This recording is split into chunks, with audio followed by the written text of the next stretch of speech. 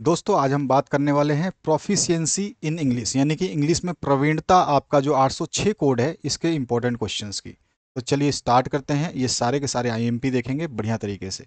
बहुत सारे बच्चों का डिमांड है कि सर पीडीएफ प्रोवाइड करिए, यानी कि बच्चों को जो चाहिए वो क्या चाहिए, उनको पीडीएफ चाहिए कि भैया पीडीएफ दे दीजिए ताकि हम लोग जो है आसानी से पढ़ पाएँ। बहुत सारे कमेंट जो हमारे को देखने को मिल रहे हैं। आपको सभी सब्जेक्ट का जो पीडीएफ है वो किस रूप में प्राप्त होगा, कैसे प्राप्त होगा, इसके लिए एक स्पेशल वीडियो 2 से 3 दिन में जारी किया जाएगा। इसके दौरान जो है आप जो है सारे पीडीएफ ले सकते हैं सारे सब्जेक्ट के विद आंसर्स। जैसा कि आप वीडियो देखते हैं, आपने 800 लेकर के 805 तक के सारे वीडियो देख लिए हैं। अब 806 आज हम डिस्कस करने वाले हैं, इसके बाद 807 डिस्कस करेंगे, 808 डिस्कस करेंगे, 809 डिस्कस करेंगे। सारे हमारे विषय जो है उनको डिस्कस करने वाले हैं। तो ये सारे विषय जो है आपको पीडीएफ के रूप में प्राप्त हो जाएंगे, 801 से लेकर के अंतिम विषय जो है आपका वहाँ तक। तो इन सभी विषयों के जो पीडीएफ है आपको मिल जाएंगे, और कैसे मिलेंगे इसके लिए मैं स्पेशल वीडियो बना दूंगा कि आपको कैसे ये पीडीएफ को प्राप्त करना है। तो चलिए हम स्टार्ट करते हैं आज के विषय को और समझते हैं यहाँ पे कैसे क्वेश्चंस आते हैं और इसको कैसे हमें लिखना होगा। तो देखिए सबसे पहले हम छोटा सा जो है रूप देख लेते हैं कि हमारे जो अल्फ़ाबेट्स होते हैं इनको क्या क्या बोला जाता है। उसके बाद हम सारे सॉल्यूशंस को देखेंगे। पहले सॉल्यूशन की बात करते हैं तो पहला हमारा जो क्वेश्चन बनता है वो बहुत ही इंपॉर्टेंट क्वेश्चन बनता है, जो कि बेसिक क्वेश्चन बनता है और कोई भी नहीं बताता है इसको, क्लास में भी कोई नहीं बताता है। तो बेसिक क्वेश्चन क्या बनता है, सबसे पहले आप सभी को पता है कि इंग्लिश में जो है 26 अल्फ़ाबेट होते हैं, 26 अल्फ़ाबेट होते हैं। इसमें से 5 जो है वॉवेल्स होते हैं, यानी कि 5 जो है इसमें क्या होते हैं, ये स्वर होते हैं। क्या होते हैं, ये स्वर होते हैं।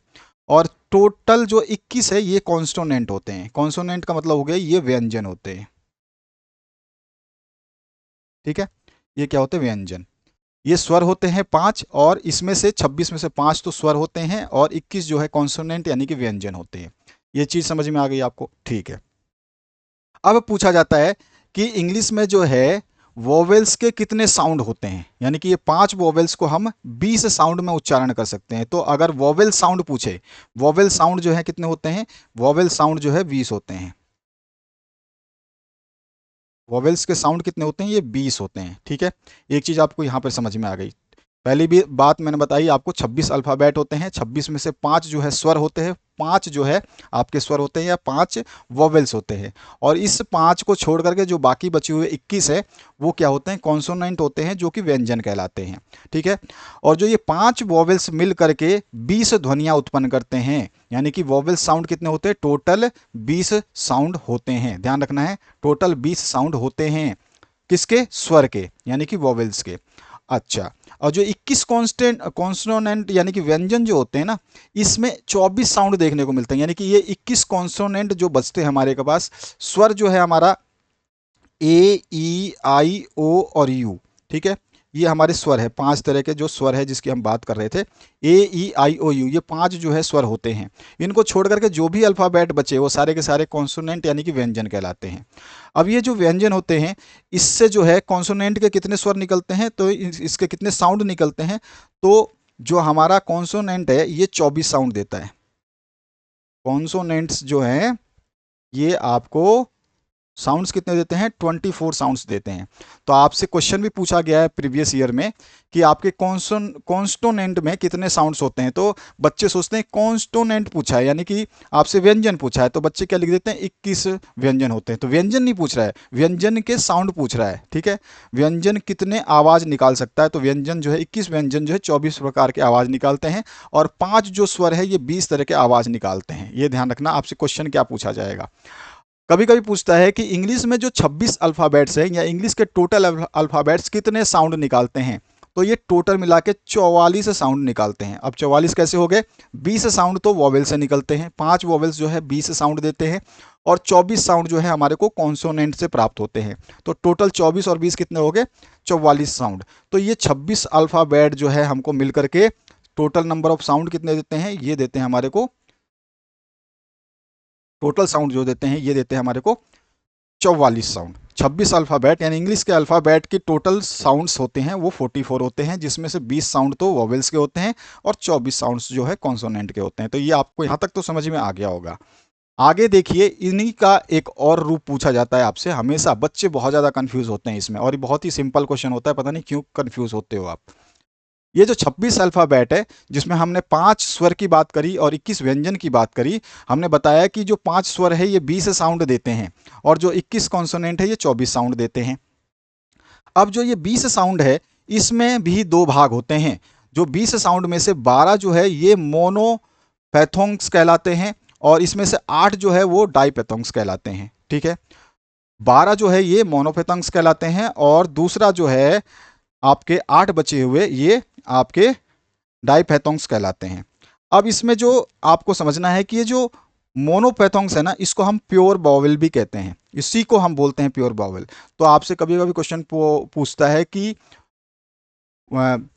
फाइंड या give the find the given option, check the given option which is pure vowel. ठीक है, तो मोनोपैथोंग्स लिखा होगा तो यही हमारा जो है प्योर वॉवेल होता है, क्योंकि ये एक ही, मोनो मतलब सिंगल, एक ही साउंड से बनता है, तो ये प्योर वॉवेल होता है। क्या होता है? ये प्योर वॉवेल होता है, आपका प्योर वॉवेल होता है। अच्छा, ये मोनोपोथोंग्स को हम प्योर वॉवेल बोलते हैं और डाइफोथोंग्स को जो है हम क्या बोलते हैं? इम्प्योर। ठीक है, इम्प्योर बोलते हैं, इम्प्योर वॉवेल्स बोलते हैं। ये भी क्या होते हैं? वॉवेल्स ही होते हैं। समझ में आ गया होगा आपको। तो आपसे अगर पूछता है कि प्योर वॉवेल्स कितने होते हैं, तो 12 होते हैं, जिनको मोनोपोथोंग्स कहा जाता है। ठीक है, और इम्प्योर वॉवेल्स कितने होते हैं? तो ये 8 होते हैं, जिसको डाइपोथोंग्स के बोलते हैं। ये बात आपको समझ में आ गई होगी, क्लियर हो गया। तो ये क्वेश्चन बनता है कि how many monophthongs and diphthongs are in English. तो हम बता देंगे कि 12 तो मोनोपोथोंग्स होते हैं जिसको प्योर वोवेल बोलते हैं, और 8 जो है डाइपोथोंग्स होते हैं जिनको इनप्योर या इम्प्योर वोवेल्स बोलते हैं। ये एक चीज़ आपको समझ में आ गई। अब यहीं पर एक एक पूछता है कॉन्टोइड्स और वोकोइड्स क्या होते हैं। तो देखिए, कॉन्टोइड्स की बात करें तो जो कॉन्सोनेंट के साउंड हैं, कॉन्सोनेंट के कितने साउंड मैंने आपको बताया? कॉन्सोनेंट का आपको साउंड बताए हैं 24, अभी अभी बताया मैंने। ठीक है, और इन्हीं को हम बोलते हैं, ये 24 कॉन्सोनेंट के जो साउंड है इन्हीं को हम क्या बोलते हैं? इन्हीं को जो है हम कॉन्टोइड्स बोलते हैं। क्या बोलते हैं? इन्हीं साउंड्स को क्या बोलते हैं? हम कॉन्टोइड्स बोलते हैं।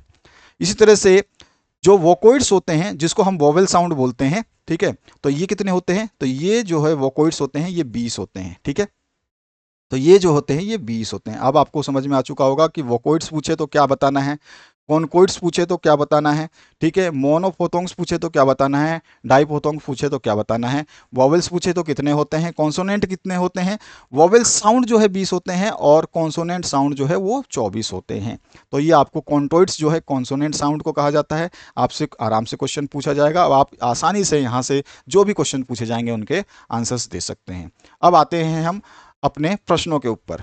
तो यहाँ पर जो है आगे के प्रश्न देखते हैं, वो एमसीक्यू बनते हैं या फिर वन वर्ड के बनते हैं। ठीक है, ध्यान रखना है, एमसीक्यू से ज़्यादा आपके बनते नहीं है, वन वर्ड भी नहीं बनाया जाता, केवल एमसीक्यू पूछा जाता है। अब यहाँ पर व्हाट इज लैंग्वेज, अब आपसे पूछा गया है कि भाषा क्या है। ठीक है ना, तो भाषा क्या होती है?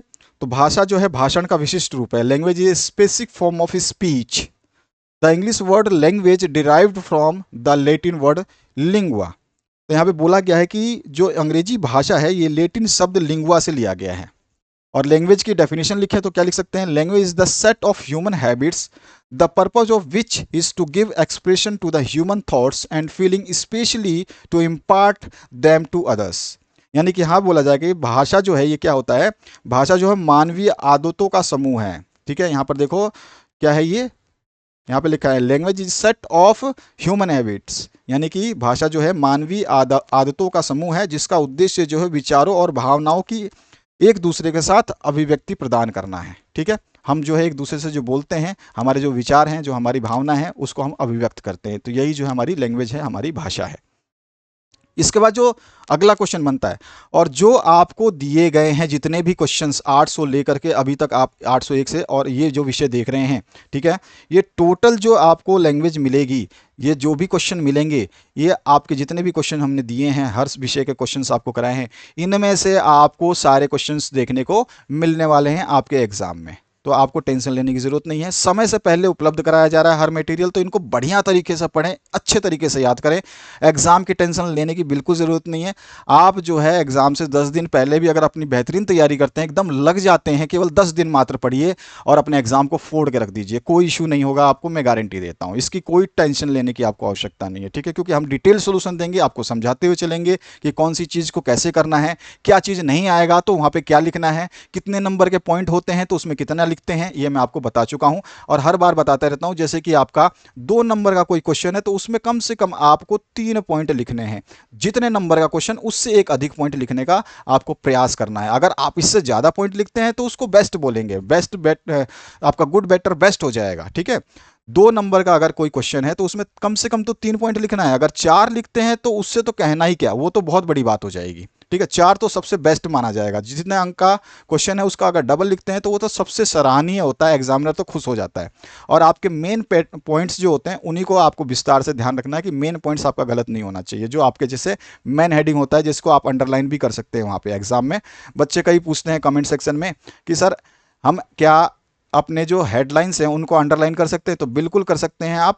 और हेडलाइंस को अंडरलाइन अगर आप नहीं करना चाहते हैं तो आप हेडलाइंस को जो है ब्लैक कलर यूज़ करके भी लिख सकते हैं, कोई इशू नहीं है। आपको ध्यान रखना है आप 2 ही कलर यूज़ कर सकते हैं अपने एग्जाम में, एक ब्लैक और एक ब्लू, ठीक है।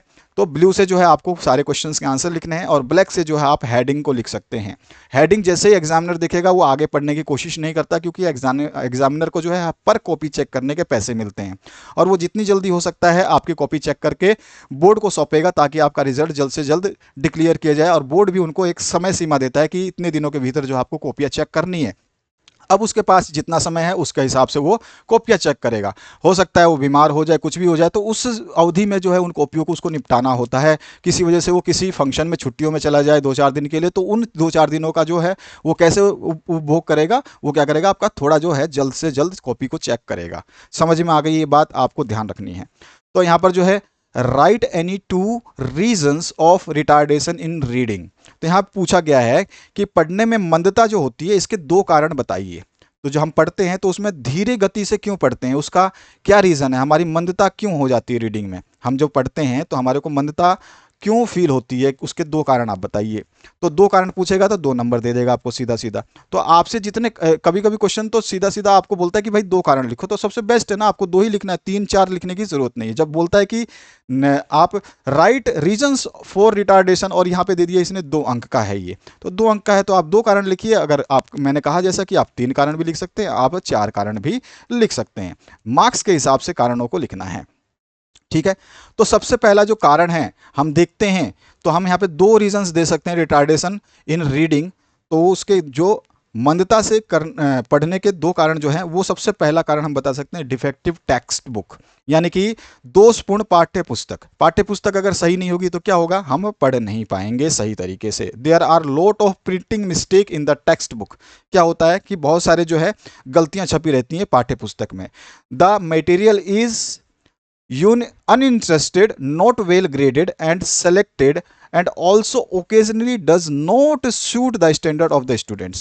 अब जो सामग्री जो होती है ये पाठ्य पुस्तक, ये अच्छी तरह से वर्गीकृत नहीं होती है, चयनित भी नहीं होती है, कभी कभी तो छात्रों के मानक के रूप में अनुकूल भी नहीं होती है, इसलिए जो है इसको पढ़ने में कठिनाई आती है। तो हमारा सबसे बड़ा रीज़न क्या है रिटार्डेशन का, कि डिफेक्टिव टेक्स्ट बुक होंगे, हमारे पाठ्य पुस्तक सही नहीं होंगे, उसमें मिसप्रिंट होगी, उसमें जो है अनइंटरेस्टिंग जो मटेरियल है उसको लाया जाएगा या डाला जाएगा, यानी कि अच्छी तरह से वर्गीकृत या चयनित जो मटेरियल उसमें नहीं होंगे, तो जो है ये छात्र जो है इसको पढ़ नहीं पाएंगे। और छात्रों के मानक के अनुसार जो उनके स्टैंडर्ड के हिसाब से कोई पाठ्य पुस्तक नहीं होगी, मान लो उस पाठ्य पुस्तक को आप समझ नहीं पा रहे हो, तो क्या करोगे, आप पढ़ नहीं पाओगे, याद नहीं कर पाओगे, रीडिंग सही से नहीं कर पाओगे। और दूसरा जो सबसे बड़ा कारण देखा जाता है वो होता है इम्परफेक्ट टीचर्स, यानी कि जो आपको पढ़ाने के लिए अध्यापक, जो आप जिस कॉलेज में जाते हैं, स्कूल में पढ़ते हैं, वहाँ पर आपके अगर टीचर ही सही नहीं है, जो आपको पढ़ा ही नहीं पाते हैं, यानी कि अपूर्ण टीचर्स बोल सकते हैं। इम्परफेक्ट टीचर्स का मतलब अपूर्ण जो है शिक्षक। तो ये शिक्षक जो है आपको रीडिंग नीड्स को जो है जो आपके प्रोनाउंसिएशंस करवाते हैं, जो बोलने के लिए जो आपको बताते हैं कि कैसे उच्चारण करना है, तो वो अगर वो ढंग से उच्चारण नहीं कर पाएंगे तो आपको क्या हो जाएगा, उनको सुन करके जो आप जो चीज़ सीखोगे वही रीडिंग करोगे। तो ये सबसे बड़ी समस्या है। तो कुछ टीचर्स होते हैं ना, वो खुद ही जो है अच्छी तरीके से नहीं पढ़ पाते हैं, ठीक है।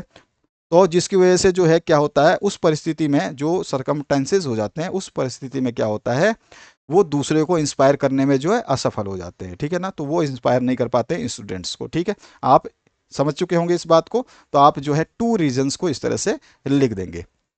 आगे बात करते हैं नेक्स्ट क्वेश्चन की। नेक्स्ट जो क्वेश्चन है इसको देखिए। इसमें जो पूछा गया, what are the qualities of good hand writing. Question बहुत बार पूछा जाता है। अच्छे लेखन की जो है आपको गुण या विशेषता बतानी है, ठीक है। क्वालिटीज क्या होती हैं, गुण क्या होते हैं, ये आपको बताना है। अच्छी हैंड राइटिंग जो हम लिखते हैं, अच्छे हाथ से लिखने के गुण क्या है, जो है हस्तलिखित जो हम लिखते हैं उसके गुण क्या हैं। तो देखो, अच्छे हाथ से या हस्तलिखित लिखने के गुण जो है हम बता सकते हैं। इसमें जो है द राइटिंग शुड बी लिजिबल। तो जो अपना लेखन है ना, जो भी हम लिखेंगे वो कैसा होता है, लिजिबल यानी पठनीय होना चाहिए। कैसा होना चाहिए, पढ़ने योग्य होना चाहिए, ठीक है। तो ये क्या होता है, क्वालिटी यूज होती है, यानी कि जो राइटिंग शुड बी लिजिबल, तो ये क्या हो जाएगी उसकी क्वालिटी हैंड राइटिंग की। और जो है must be neat and clean, ये साफ और स्वच्छ होना चाहिए, ठीक है। उसके अलावा जो है it must be pleasing to the eye. Pleasing का मतलब क्या हो गया कि ये आंखों को प्रसन्न करने वाला होना चाहिए। अरे एक तो उबड़ खाबड़ लिखा है, कुछ समझ में नहीं आ रहा है, और एक आपने लिखा है बिल्कुल साफ साफ, ठीक है। जैसे आपने लिखा है फैक्ट और एक आपने लिखा है फैक्ट। तो इसको पढ़ने में और इसको पढ़ने में आपको पता चल रहा होगा कि आपको ये सही चीज़ लग रही है और इस पर आपको जोर देकर देखना पड़ रहा है। तो मस्ट भी कैसा होता है, प्लीजिंग द आई, तो आंखों को प्रसन्न करने वाला होना चाहिए, ठीक है। Letters should be written in simple bold and clear script. तो जो यहाँ पर लेटर्स जो होंगे ना, अक्षर जो होंगे वो बोल्ड होना चाहिए, स्पष्ट लिपि में लिखे जाने चाहिए। उसके अलावा there should be uniformity in the size of the letters. और शब्दों का जो है क्या होगा, जो शब्दों का आकार होगा या अक्षरों का आकार जो होगा उसमें एक रूपता दिखनी चाहिए। और words should not be crowded too closely together. तो जो अक्षर हैं या जो शब्द हैं वो एक दूसरे के साथ बारीकी से जो है टच नहीं होने चाहिए, भिड़ कर नहीं लिखे जाने चाहिए, ठीक है। तो ये सब जो है इसके क्या होते हैं, गुड हैंड राइटिंग के जो हैं क्वालिटीज़ हैं, ठीक है। ये चीज़ें हम लिख सकते हैं। और भी हम जो चीज़ें लिख सकते हैं इसमें लिख सकते हैं, there should be proper and uniform space between word and lines. यहाँ बोल रहा है कि शब्दों और पंक्तियों के बीच जो है उचित और समान स्थान होना चाहिए। Children should be able to write with normal speed. और जो है बच्चों को सामान्य गति से लिखने में सक्षम होना चाहिए, तभी तो वो क्वालिटी होगी उसकी। The letter should run straight all through. तो जो है आपका जो भी लेटर्स लिखे जाएंगे, जो भी अक्षर लिखे जाएंगे वो कैसे होने चाहिए, बिल्कुल सीधे तरीके से लिखे जाने होने चाहिए। जैसे कि आप देख रहे हैं यहाँ पे सारा का सारा सीधा लिखा हुआ है, तो ऐसे हम लिखने का प्रयास करते हैं। हालांकि ये कंप्यूटराइज है, आप लिखते हो तो भी सीधा ही लिखते हो, लेकिन ये सब क्वालिटीज़ हैं। The letter should be like slightly forward. जो अक्षर है ना थोड़ा आगे की ओर जाना चाहिए। ऐसा नहीं है कि आप भिड़ा भिड़ा के चिपका चिपका के लिख दे, तो आपका जो है फॉरवर्ड जाना चाहिए, स्लाइटली हल्का हल्का। तो ये 10 जो है इसके खासियत है। इनमें से आप 5 लिखिए, 6 लिखिए, 7 लिखिए, जो आपको अच्छा लगता है, जितना अच्छा लगता है उतना लिखिए। इसके बाद जो नेक्स्ट क्वेश्चन बनता है, discuss the value of the study of English in India, ठीक है। इसमें पूछा है भारत में अंग्रेजी के अध्ययन के मूल्य पर चर्चा करनी है। भारत में अंग्रेजी के अध्ययन के मूल्य पर चर्चा कीजिए। या फिर आपसे पूछ सकता है, what are the advantage of the study of English in India. यह क्वेश्चन दोनों तरह से पूछेगा, तो आंसर आपको एक ही देना है जो अभी बताने वाला हूं। तो यहां पूछा गया है भारत में अंग्रेजी के अध्ययन के क्या फायदे हैं, ठीक है। तो ये भी आपसे क्वेश्चन पूछा जा सकता है। दोनों क्वेश्चन सेम रहेंगे, दोनों का आंसर सेम रहेगा, ठीक है। तो इस तरह से दोनों क्वेश्चन में से किसी के रूप में क्वेश्चन आपसे पूछा जा सकता है। तो देखिए, वैल्यू यानी कि हमको बताना अंग्रेजी के अध्ययन में मूल्य पर चर्चा करनी है। अंग्रेजी जो है हम क्यों, मतलब उसका क्या मूल्य है, क्यों पढ़ते हैं, ठीक है। और जो है एडवांटेजेस क्या हैं इसके पढ़ने के, भारत में हम जो अंग्रेजी पढ़ते हैं उसके क्या एडवांटेज है। तो सबसे पहली चीज़ तो भैया देखो, एडवांटेज इसलिए है कि English as an international language, अंग्रेजी भाषा जो है ये कैसी है, अंतर्राष्ट्रीय भाषा है।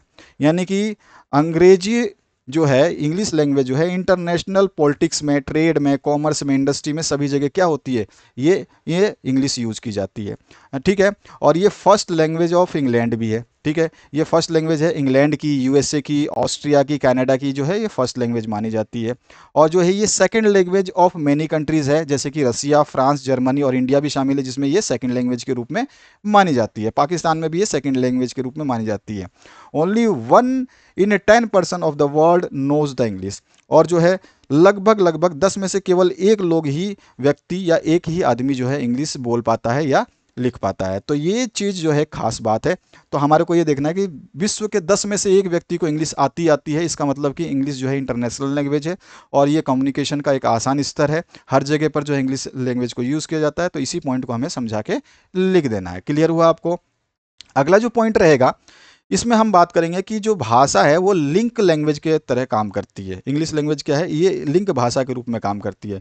English is known as link language, यानी कि अंग्रेजी को जो है एक लिंक भाषा के रूप में जो एक दूसरे से लिंक करती है। We can maintain our international relations with the help of English. जो है हम अपने अंग्रेजी भाषा की मदद से क्या कर सकते हैं? अंतर्राष्ट्रीय संबंध को बनाए रख सकते हैं। क्योंकि अंतर्राष्ट्रीय, अब यहाँ पे हिंदी बोल रहे हैं, कन्नड़ बोल रहे हैं, गुजराती बोल रहे हैं, मलयालम बोल रहे हैं, यहाँ तो चल जा रहा है, ठीक है, समझ भी पा रहे हैं, ठीक है। और कुछ ना कुछ तो किसी से बोलता है, अरे भाई हिंदी में बोल दे, थोड़ा सा इंग्लिश में बोल दे, तो हम बोल सकते हैं। लेकिन जो फॉरेन कंट्रीज़ हैं, इंटरनेशनल जब रिलेशंस की बात आती है तो उस समय जो है हम क्या कर सकते हैं? ये तो नहीं बोल सकते कि भाई तू थोड़ा सा इंग्लिश में बोल दे, उसको तो बोल ही नहीं सकता, हम इंग्लिश में ही बात करेंगे, ठीक है। सो it is the link language. Clear आपको? उसके अलावा जो है यह जो है एक लाइब्रेरी लैंग्वेज के रूप में भी जानी जाती है, यानी कि ये क्या है? पुस्तकालय की भाषा भी है। गुड रेफरेंस बुक जितने भी फाउंड होते हैं वो सारे के सारे स्पेशली इंग्लिश में ही छपते हैं, ठीक है। और विशेषकर जो साइंस और टेक्नोलॉजी की बुक होती है वो सारे के सारे जो है लाइब्रेरी लैंग्वेज कैसी होती है? उनकी सारी की सारी इंग्लिश होती है। और in fact English as an important library language plays a vital role in higher education. और जो अंग्रेजी भाषा है, ठीक है ना, ये वास्तव में महत्वपूर्ण पुस्तकालय की भाषा है जो कि उच्च शिक्षा में महत्वपूर्ण भूमिका निभाती है। जो भी हायर एजुकेशन होती है वहाँ पर सारे की सारी किताबें किस में होती हैं? हमारी इंग्लिश भाषा में होती है, ठीक है। तो इसीलिए इसको लाइब्रेरी लैंग्वेज भी कहा जाता है। अब यहाँ पे है, ये इसको एक खिड़की के रूप में भी देखा जाता है, एज ए विंडो। हमारे प्रधानमंत्री जो पीएम पंडित नेहरू थे, इन्होंने ये कहा था कि इंग्लिश जो है ये कैसा है? Our major window on the modern world है, ठीक है ना। ये एक स्टेटमेंट दिया था इन्होंने। कभी कभी ये एमसीक्यू में आपसे पूछता है, who given the statement that English is our major window on the modern world? तो हमारा आंसर हो जाएगा पंडित नेहरू ने, ठीक है, पंडित जवाहरलाल नेहरू, ठीक है। These days, every country needs other countries' help in political, social, economical, culture and technical matters. इन दिनों जो है क्या हो रहा है कि जितने भी आपके कंट्रीज़ हैं, जितने भी हमारे जो देश हैं, वो राजनीतिक, सामाजिक, आर्थिक, सांस्कृतिक या तकनीकी मामलों में दूसरे देश की मदद करने के लिए आगे आते हैं, है ना, इन सभी मैटर्स में आगे आते हैं। In this way English is the only language which prevents our isolation from the world.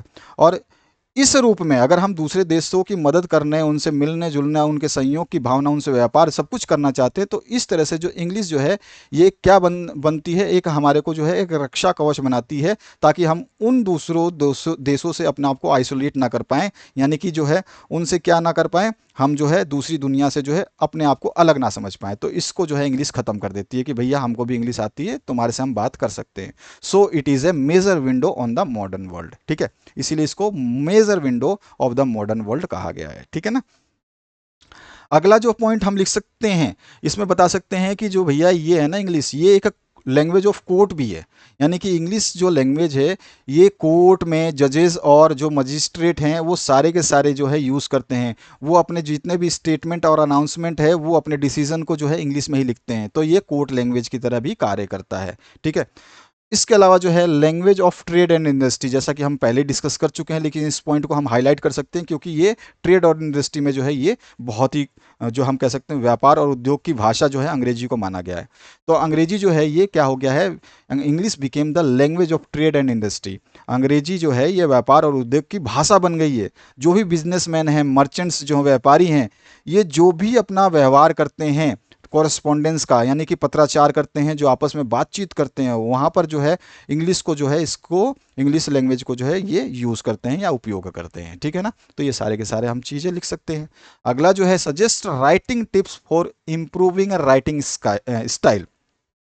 तो जो हमारी लेखन शैली होती है, इसमें सुधार के लिए जो है हम क्या युक्तियां अपना सकते हैं, टिप्स जो है हम क्या अपना सकते हैं, ठीक है ना। सजेस्ट राइटिंग टिप्स यानी कि हमें बताना है लेखन युक्तियां बताइए जो लेखन शैली को सुधार करे यानी इम्प्रूव करे।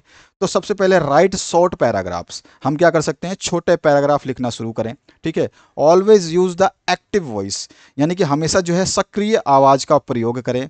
B direct in our writing, यानी कि हम अपने लेखन में बिल्कुल सीधे रहें, इधर उधर टेढ़ा मेढ़ा ना लिखें, बिल्कुल सीधे रहें, ठीक है। चूज योर वर्ड वाइजली, जो भी आपके शब्द हैं उनको बुद्धिमानी से चुने, जो भी आप जब लिखते हैं तो आपके वर्ड्स जो हैं बुद्धिमानी से चुने। Use short sentences where possible, और जहां जहां असंभव हो सके वहां छोटे वाक्यों का प्रयोग करें। साथ ही साथ review and edit your work, अपने जो काम है उसको देखें और उसको जो है आप समीक्षा भी करें, देखें, रिव्यू करें, और अगर आपको जरूरत है तो उसको एडिट भी करें। और भी हम बता सकते हैं इसमें कि use a natural conversational tone, यानी कि यहाँ पे बोला गया है कि हम जो प्राकृतिक संवाद करते हैं ना उसी का जो है यहाँ पर हम यूज करें। और read involved book by authors with different writing style, तो विभिन्न लेखन शैलियों के जो लेखक होते हैं उनकी प्रसिद्ध किताबें जो हैं पढ़ें। तो ये सारे के सारे जो हैं क्या करेंगे, हमारे लेखन शैली में सुधार करने के उपाय हैं, युक्तियां हैं। इसके बाद जो है what is need of English language in our society, यहाँ बोला गया हमारे समाज में अंग्रेजी भाषा की आवश्यकता क्या है, ठीक है। और यह बोल सकता है right the need of English in Indian society, तो ये क्वेश्चन कैसे भी घुमाए दे ध्यान रखना है, ठीक है। इंग्लिश लैंग्वेज का सोसाइटी में क्या योगदान है तो भी पूछ ले, आवश्यकता क्या है तो भी पूछ ले, तो हमको यही आंसर लिखना है। नोविंग English increases your chances of getting job in multinational company with in your home country और फॉर फाइंडिंग वर्क अब्रोड, तो अंग्रेजी जो है जानने से आपको क्या होगा, देश के भीतर जो बहुराष्ट्रीय कंपनियां हैं उसमें अच्छी नौकरी पाने में आपको आसानी मिलेगी, या विदेश में काम खोजने की संभावना जो है अधिक बढ़ जाएगी, ठीक है। It is also the language of international communication, और हम जानते हैं कि जो अंग्रेजी जो है ये कैसा है, इंटरनेशनल भाषा है, ठीक है ना।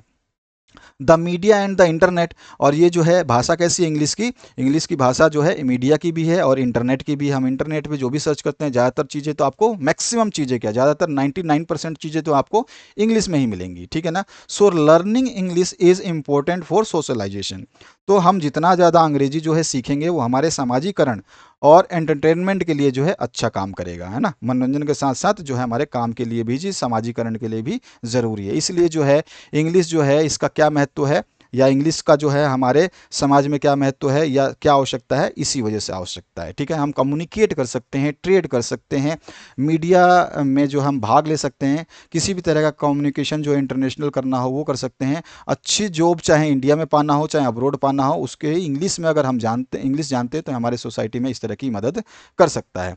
What is the importance of listening skill in learning a language, यहाँ पूछा गया है भाषा सीखने में सुनने के कौशल का क्या महत्व है।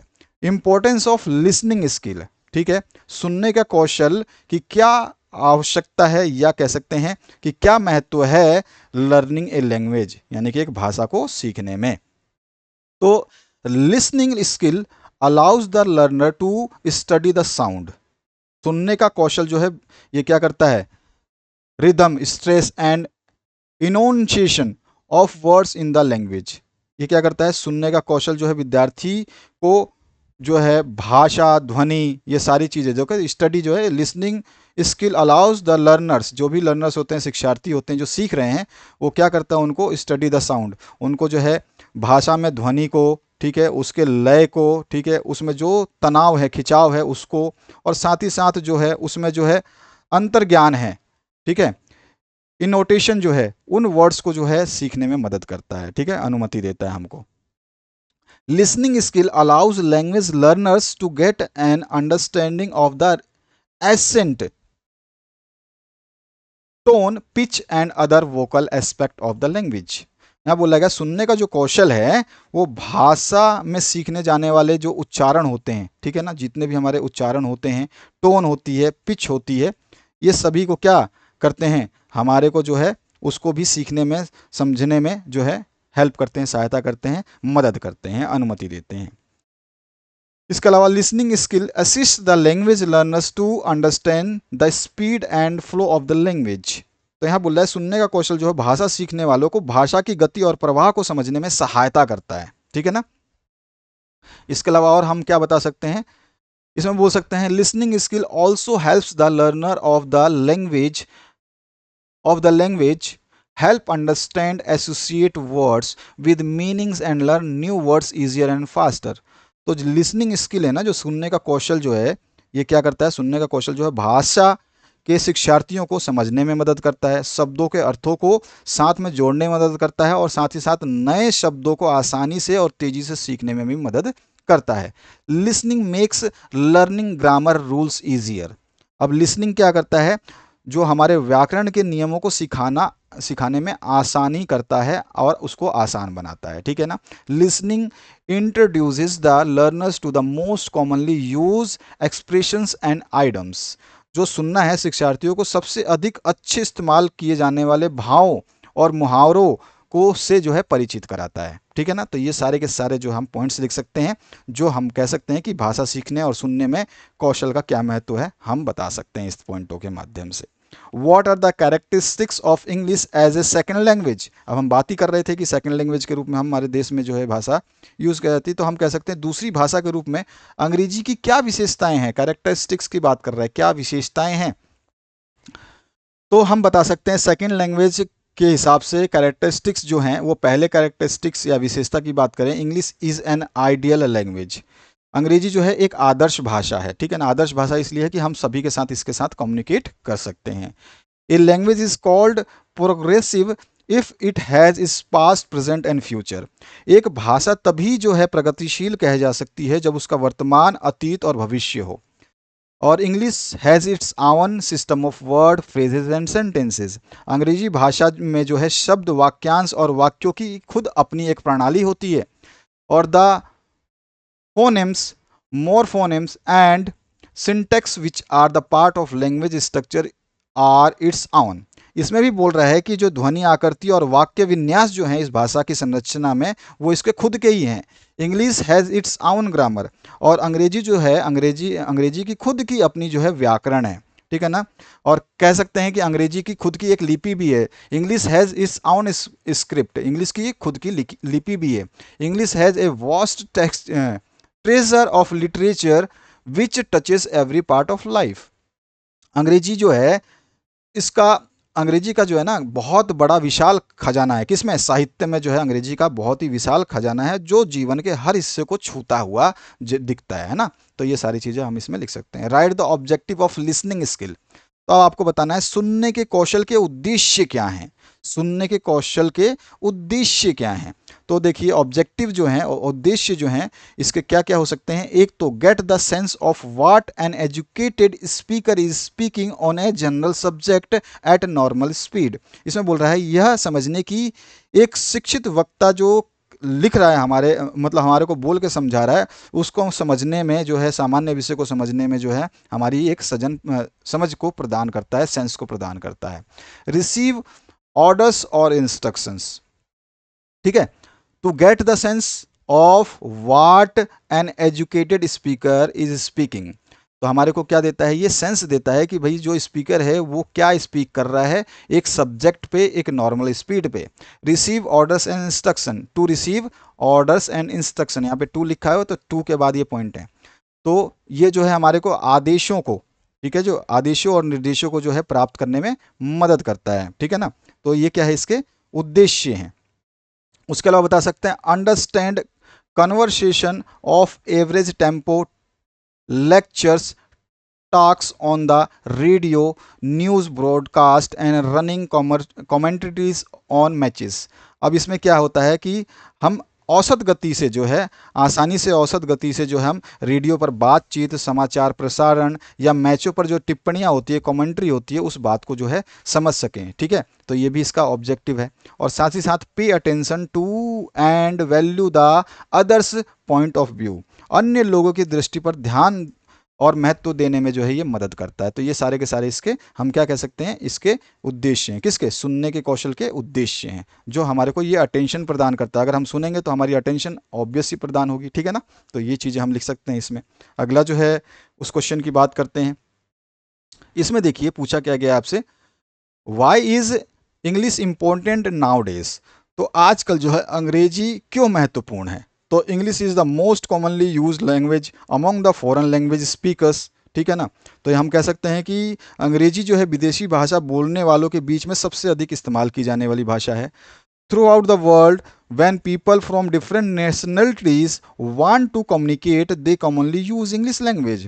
पूरे विश्व में या दुनिया भर में जब भी कोई विभिन्न राष्ट्र का लोग जो है, विभिन्न राष्ट्र के जो लोग हैं वो संवाद या बातचीत करना चाहते हैं तो वो आमतौर पर जो है अंग्रेजी भाषा का ही प्रयोग करते हैं। Moreover speaking English will enable you to contact people from all over the world and to travel more easily. और इसके अलावा जो है अंग्रेजी बोलने से, ये बोलने से जो है आप दुनिया भर के लोगों के संपर्क में आ पाते हैं और साथ ही साथ जो है अधिक से अधिक जो है आसानी से आप यात्रा कर सकते हैं। इसके बाद आता है व्हाट इज द डिफरेंस। आप इनको पॉइंटों के माध्यम से भी लिख सकते हैं। ठीक है ना, जैसे ये पहला पॉइंट आप बना सकते हैं और इसके बाद में आपका थ्रू आउट द वर्ल्ड दूसरा पॉइंट बना सकते हैं। उसके बाद जो है यहाँ पे आप तीसरा पॉइंट बना सकते हैं। तो इस तरह से आप आसानी से पॉइंट के हिसाब से भी लिख सकते हैं और पैराग्राफ भी बना सकते हैं, ये आपके ऊपर डिपेंड है। ठीक है ना, तो यहाँ पर आप पॉइंट भी बना सकते हैं इनको। यहाँ पर जो है आपसे पूछा गया है what is the difference between formal and informal letters. बहुत इंपॉर्टेंट क्वेश्चंस हैं ये। औपचारिक और अनौपचारिक पत्रों के बीच में क्या अंतर होता है। ठीक है, फॉर्मल जो होता है ये औपचारिक होता है और इनफॉर्मल जो है ये अनौपचारिक होता है। तो अनौपचारिक और औपचारिक पत्र जो होते हैं इसमें क्या अंतर होता है, डिफरेंस बताना है आपको। तो a letter is said to be informal when it is written in friendly manner to someone you are familiar with. तो एक पत्र जो है अनौपचारिक तब कहा जाएगा, इनफॉर्मल तब कहा जाएगा, अनौपचारिक तब कहा जाएगा जब आप उसको दोस्ताना तरीके से लिखते हैं, फ्रेंडली मैनर में लिखते हैं। ठीक है, किसको लिखते हैं? किसी ऐसे व्यक्ति को जो आपसे परिचित हो। ठीक है ना, उस व्यक्ति को अगर आप कोई लेटर लिखते हैं तो वो कैसा होगा? इनफॉर्मल होगा। और फॉर्मल लेटर्स जो है, ये लेटर्स जो है आर रिटन फॉर ऑफिशियल और प्रोफेशनल कम्युनिकेशन। जो फॉर्मल यानी कि औपचारिक पत्र जो है, इनको आधिकारिक पत्र भी कहते हैं। ये पेशेवर जो संस्था है उनसे बातचीत या उनसे कम्युनिकेशन करने के लिए जो है लिखा जाता है। On the other hand informal letters are use for casual और पर्सनल कम्युनिकेशन। और जो दूसरी तरफ हम बात करें तो जो अनौपचारिक जो होते हैं लेटर्स, ठीक है ना, अनौपचारिक जो है पत्र होते हैं ये जो है कैजुअल और पर्सनल कम्युनिकेशन के लिए यूज़ किए जाते हैं, यानी कि आपके जो है व्यक्तिगत संचार के लिए जो है प्रयोग किए जाते हैं। ठीक है ना, तो इस तरह से हम इसके आंसर को लिखेंगे। अगला जो प्रश्न बनता है इसमें पूछा गया आपसे what are the main components of a language. तो यहाँ पूछा गया भाषा के मुख्य घटक क्या हैं। कंपोनेंट्स क्या हो गया? घटक हो गया। तो ये मुख्य घटक क्या है? तो यहाँ पर जो है मुख्य घटक में पहला जो है डिक्शनरी, जिसको हम शब्दकोश बोलते हैं, साउंड सिस्टम यानी कि ध्वनि प्रणाली है, और स्पेलिंग एंड अल्फ़ाबेट यानी कि वर्तनी और वर्णमाला है, और फॉर्म्स है। फॉर्म्स मतलब क्या हो गया आपका? फॉर्म्स मतलब जो है आपका हो गया अलग अलग तरीके। ठीक है, और सिंटेक्स तो है ही। तो ये सारे के सारे जो है ये क्या है? इसके घटक हैं, ध्यान रखना है, ये घटक पूछे जाते हैं। नेक्स्ट जो क्वेश्चन है उसकी बात करते हैं, what are types of listening. तो यहाँ पूछा गया है कि लिसनिंग यानी कि सुनने के प्रकार क्या हैं। तो देखिए सुनने के प्रकार जो है इन पे अलग अलग क्वेश्चन बनते हैं। पूछता है कभी कभी कि एक्टिव लिसनिंग क्या है, आपसे सीधा पूछ लेगा कि active listening, what is active listening. या आपसे पूछ लेगा व्हाट इज सेलेक्टिव लिसनिंग। क्या पूछ लेगा? What is selective listening. ध्यान रखना है कि एक ही क्वेश्चन में कई क्वेश्चन बन रहे हैं जिनको सुनना आपको जरूरी है। इस तरह से पूछ सकता है एम्पैथेटिक लिसनिंग क्या होती है, व्हाट इज एम्पैथेटिक लिसनिंग। ठीक है, तो ये भी आपको पता नहीं, सुनने के प्रकारों में शामिल है, लेकिन इस पे अलग से क्वेश्चन अगर बनाना चाहे, अगर नहीं पूछता है कि सुनने के प्रकार बताइए, तो आपसे सीधा पूछ लेगा व्हाट इज एक्टिव लिसनिंग या सेलेक्टिव लिसनिंग। या पूछ लेगा डिफरेंशिएट बिटवीन, यानी कि दोनों में अंतर बताइए एक्टिव लिसनिंग और सेलेक्टिव लिसनिंग में। एक एप्रिसिएटिव लिसनिंग होती है। ठीक है ना, तो ये सारे के सारे जो है क्या है, यानी कि एक्टिव लिसनिंग का मतलब होता है सक्रिय रूप से सुनना। ठीक है, सेलेक्टिव लिसनिंग मतलब होता है कि चयनात्मक रूप से सुनना। एम्पैथेटिक लिसनिंग का मतलब जो होता है सहानुभूति पूर्ण सुनना, और एप्रिसिएटिव लिसनिंग का मतलब होता है सराहनीय रूप से सुनना, ठीक है ना। इसके अलावा जो है आपका जो है एवल्यूएटिंग लिसनिंग होता है, जिसको मूल्यांकन के रूप में सुनना, और उसके अलावा जो एक और होता है वो होता है आपका डिस्क्रिमिनेटिव लिसनिंग, जिसमें भेदभाव रूप से सुनते हैं। तो अब इनमें हमारे को लिखना क्या है, देखिए, it includes the understanding of the message information convey by the speaker. इसमें क्या होता है, जो हम सक्रिय रूप से सुनते हैं, इसमें हम जो भी वक्ता है उसके द्वारा दिए गए संदेश और जानकारी की जो है समझ को हम शामिल करते हैं। सक्रिय रूप से सुनने का मतलब है जो भी बोलने वाला है उसके मैसेज को या इन्फॉर्मेशन को हम सक्रिय रूप से समझने की कोशिश करते हैं। सेलेक्टिव लिसनिंग क्या होता है, सेलेक्टिव लिसनिंग में जो है ये क्या होता है, इसमें जो है includes listening to what interest the listener, यानी कि जो सुनने वाला है उसको क्या सुनने में मजा आ रहा है तो वो सेलेक्टिव लिसनिंग ही करेगा, यानी कि the listener pays attention to only specific information. Selective listening का मतलब हो गया कि आप बहुत सारी चीज़ें बोल रहे हैं, उसमें से आपको जो चीज़ अच्छी लगी उसको सुन लिया, बाकी को आपने सुना नहीं। थोड़ी देर बाद पूछा कि यार मैंने क्या कहा था, तो आप बस थोड़ा थोड़ा बता दोगे ये कहा था, लेकिन आप पूरी बात नहीं बताओगे, तो उसी को हम बोलते हैं सेलेक्टिव लिसनिंग। एम्पैथेटिक लिसनिंग क्या होता है, तो इसमें requires patience from the listeners and. जो लिसनर एंड है ना, वो क्या होता है, इसमें सहानुभूति सुनने का मतलब क्या है, जो श्रोता है ना वो धैर्य से इसमें जो है सुनता है, धैर्य की इसमें आवश्यकता होती है। The listener must have empathy towards the speaker says. जो लिसनर सुनने वाला होता है ना, जो कहने वाले की बात को जो है ना उसके प्रति जो है सहानुभूति व्यक्त करता है। एप्रिसिएटिव लिसनिंग क्या होती है, तो it is the type of listening in which the listener listens to the information that will be appreciated by him and can be used to fulfill his goals. It is done for pleasure and enjoyment. अब जो आपका appreciative यानी सराहनीय listening होती है ना, सराहनीय सुनना जो होता है, इसमें श्रोता जो है जानकारी, उस जानकारी को सुनता है जिसके द्वारा जो है उसको सराहा जाए, है ना, और उसका लक्ष्य जो है ना वो कंप्लीट हो जाए। साथ ही साथ जो है अपने गुल मतलब वो अपने लक्ष्य को कंप्लीट कर ले कि चलो यार मैंने इसको सराहना दे दिया। और जो है ये जो है प्लेजर और एन्जॉयमेंट के लिए जो है लिसनिंग की जाती है, यानी कि यहाँ पर जो आनंद के लिए जो है इसको सुना जाता है। इसके अलावा जो मैंने बताया था आपका एवल्यूटिंग लिसनिंग, इसमें क्या होता है, देखिए इसमें होता है आपका it includes the continuous evolution of what and how the speaker is speaking by the listener। अब इसमें क्या करता है, जो मतलब श्रोता है ना वो जो बोलने वाला है उस पर ये ध्यान देता है कि भैया ये कैसे और क्या बोल रहा है, ठीक है।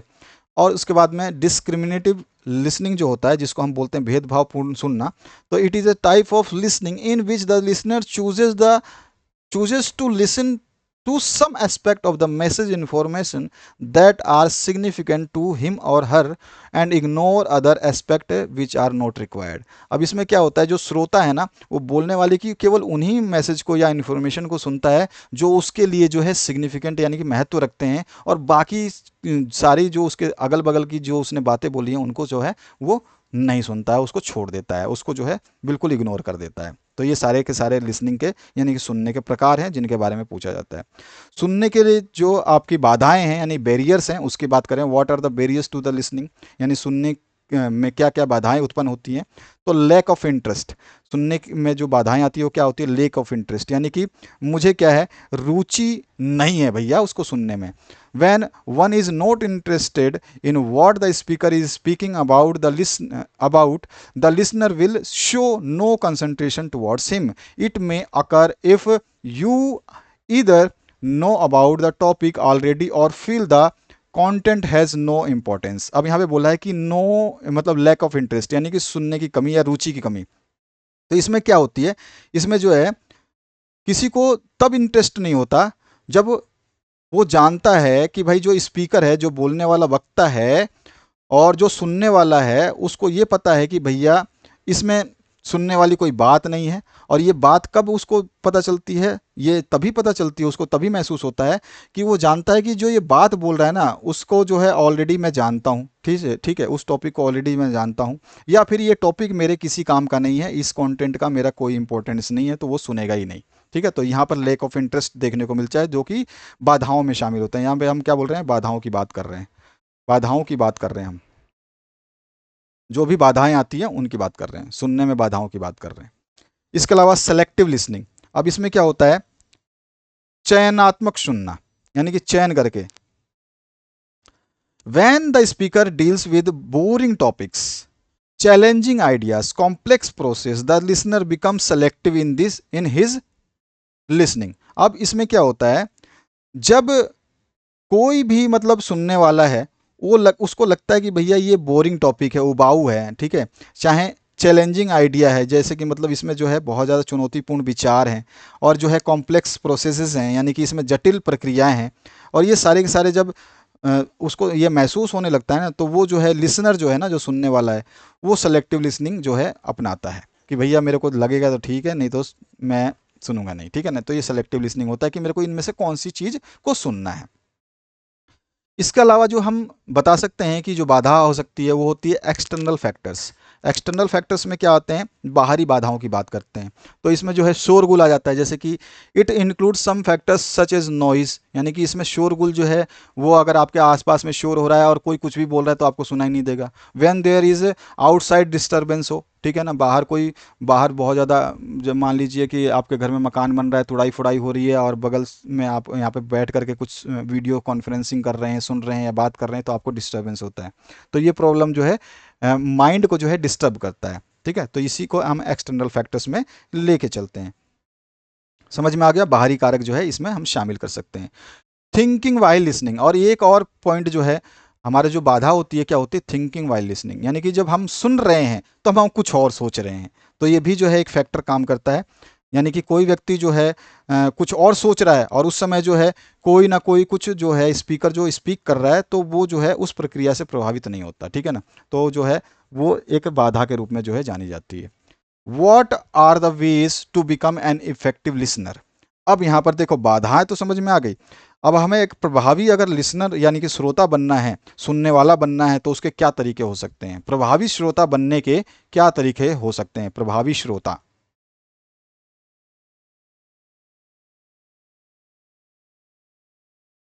तो प्रभावी श्रोता बनने के लिए जो क्या तरीके हो सकते हैं, ठीक है, तरीके।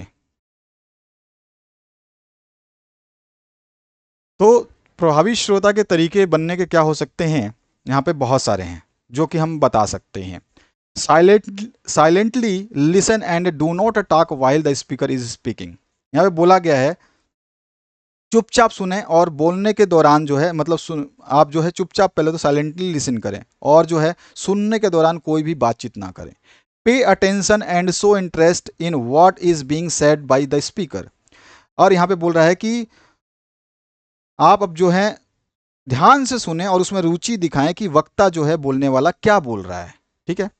सो एम्पैथी विद द स्पीकर, और जो है जो कहने वाला है उसके प्रति जो है सहानुभूति दिखाएं। तो ये सारे के सारे प्रभावी तरीके होते हैं, एक मतलब प्रभावी, ये सारे के सारे तरीके हैं जो एक प्रभावी श्रोता के लिए जो है हम कह सकते हैं कि तरीके जो हैं अपनाए जा सकते हैं प्रभावी श्रोता बनने के लिए, ठीक है। तरीके जो प्रभावी श्रोता बनाते हैं उनकी हम बात कर रहे हैं। Ask question to the speaker, अब आप जैसे मान लीजिए कि वो स्पीकिंग कर रहा है, आपको कुछ बता रहा है, तो उससे कुछ ना कुछ आप वक्ता जो स्पीकर है उससे आप कुछ प्रश्न भी पूछ सकते हैं उससे रिलेटेड। तो उसको क्या होगा, आप जो है ऐसा लगेगा कि आप प्रभावी बन रहे हैं, यानी कि आपका सुनने में ध्यान है, तभी तो आप क्वेश्चन पूछ रहे हैं। Maintain eye contact with the speaker, और ये नहीं कि वो बोल रहा है आप देख रहे हो पेड़ पे, और वो बोल रहा है आपको देख के और आप देख रहे हो चिड़िया को, तो ये भी सही नहीं है, ठीक है ना। तो मेंटेन करना है आपको, यानी कि जो वक्ता है उसकी आंखों में आंखें डाल करके देखिए। Take notes during the talk और प्रेजेंटेशन, और जब श्रोता भाषण या प्रस्तुति देता है उसके दौरान जो है उससे क्या लें, नोट्स ले लें। Give feedback immediately to the speaker, और स्पीकर जो है यानी कि जो आपका वक्ता है उसको तुरंत जो है अपना फीडबैक अगर देना चाहें तो आप दें। तो ये आप प्रभावी श्रोता के जो है तरीके हैं, आप प्रभावी श्रोता इस तरह से बन सकते हैं। उसके अलावा और क्या बता सकते हैं, अवॉइड और एलिमिनेट डिस्ट्रैक्शंस दैट में अफेक्ट द लिसनिंग प्रोसेस, यानी कि उन चीज़ों से बचे जो आपको आपके सुनने की प्रक्रिया को जो है प्रभावित करने वाली है। तो उन चीज़ों को आप जो है उन डिस्ट्रैक्शन से बचना है आपको, ठीक है। जैसे कि आप देख रहे हैं उधर सड़क पे डांस हो रहा है, आप उसको देखने लग जाए, तो आप देखिए मत, उसकी तरफ पीठ करके खड़े हो जाइए। तो मैं एक बात कह रहा हूँ आपको, है ना। Try to get information and ideas about the subject to develop an interest, और कोशिश कीजिए कि जो जिस विषय में जो है आपसे बातचीत की जा रही है उसके बारे में आपको जानकारी उससे मिल जाए। पहले जानकारी ले लें कि हम किस बारे में बात करने वाले हैं, फिर जो है आपको सुनने में और भी इंटरेस्ट आएगा, आपका जो है इंटरेस्ट डेवलप हो जाएगा। तो इस तरह से आप जो है इसके आंसर्स को लिख सकते हैं। What are different types of reading, explain them, इस पे बहुत सारे क्वेश्चंस बनते हैं, ठीक है ना। तो यहाँ पे देखिए इन्फरेंशियल रीडिंग होती है, ठीक है, विचारशीलता से पढ़ना, ठीक है। ये रीडिंग के ऊपर बहुत बहुत क्वेश्चन अलग अलग भी बनेगा। इन्फ्रेंशियल रीडिंग बताइए, ठीक है, एनालिटिकल रीडिंग बताइए, एनालिटिकल या इंटेंसिव रीडिंग बताइए, या एक्सटेंसिव रीडिंग बताइए। ये बहुत सारे जो हैं, आपका स्कीमिंग बताइए, स्कैनिंग बताइए, ये सारे के सारे क्वेश्चंस यहीं पे करवा रहा हूँ। ध्यान से समझिएगा वीडियो को, और हर पॉइंट को आपको पढ़ना है, क्योंकि यहाँ से क्वेश्चन आते ही फिक्स हैं, आते हैं। तो डिफरेंट टाइप्स ऑफ रीडिंग जो है उनको एक्सप्लेन करने की बात करता है, तो हम जो है जितने भी रीडिंग्स हैं उनको एक दो लाइनों में जो है हम क्या कर देंगे, डिस्कस कर देंगे। तो इन्फ्रेंशियल रीडिंग जो होती है, जिसको हम विचारशीलता से पढ़ना बोलते हैं, the ability to digest written information and understand the underlying meaning of the text is known as inferential comprehension और रीडिंग, ठीक है ना। यानी कि लिखित जानकारी को पचाने के लिए, यानी कि समझने के लिए जो है, उसको अर्थों को समझने की क्षमता के रूप में पढ़ना विचारशील समझ के रूप में जाना जाता है। एनालिटिकल रीडिंग क्या होती है, तो विश्लेषणात्मक जो है पठन बोल सकते हैं इसको, विश्लेषणात्मक पढ़ना बोल सकते हैं, पठन बोल सकते हैं।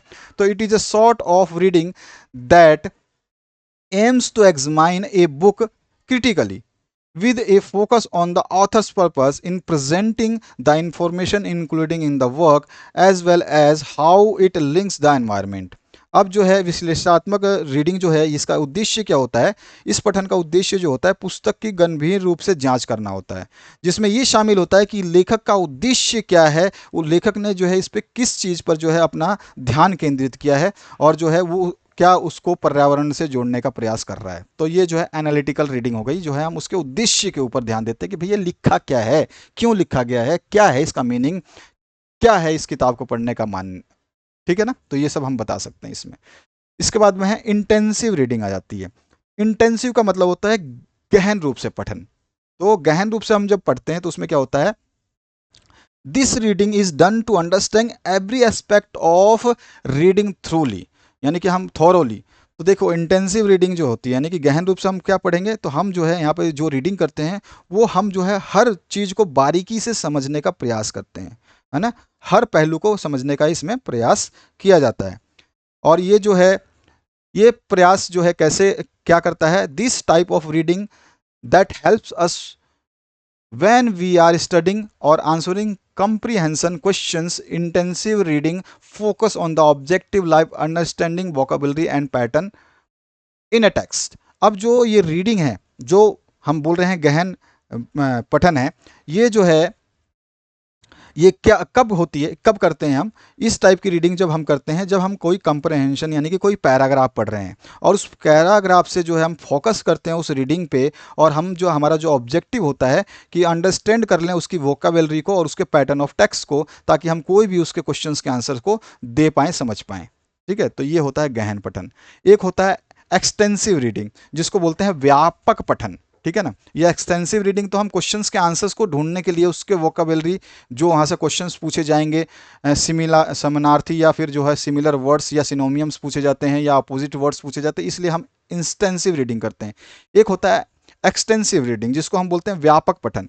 तो एक्सटेंसिव रीडिंग में अगर हम बात करें तो this type of reading develops language and cultural awareness and builds our passive knowledge.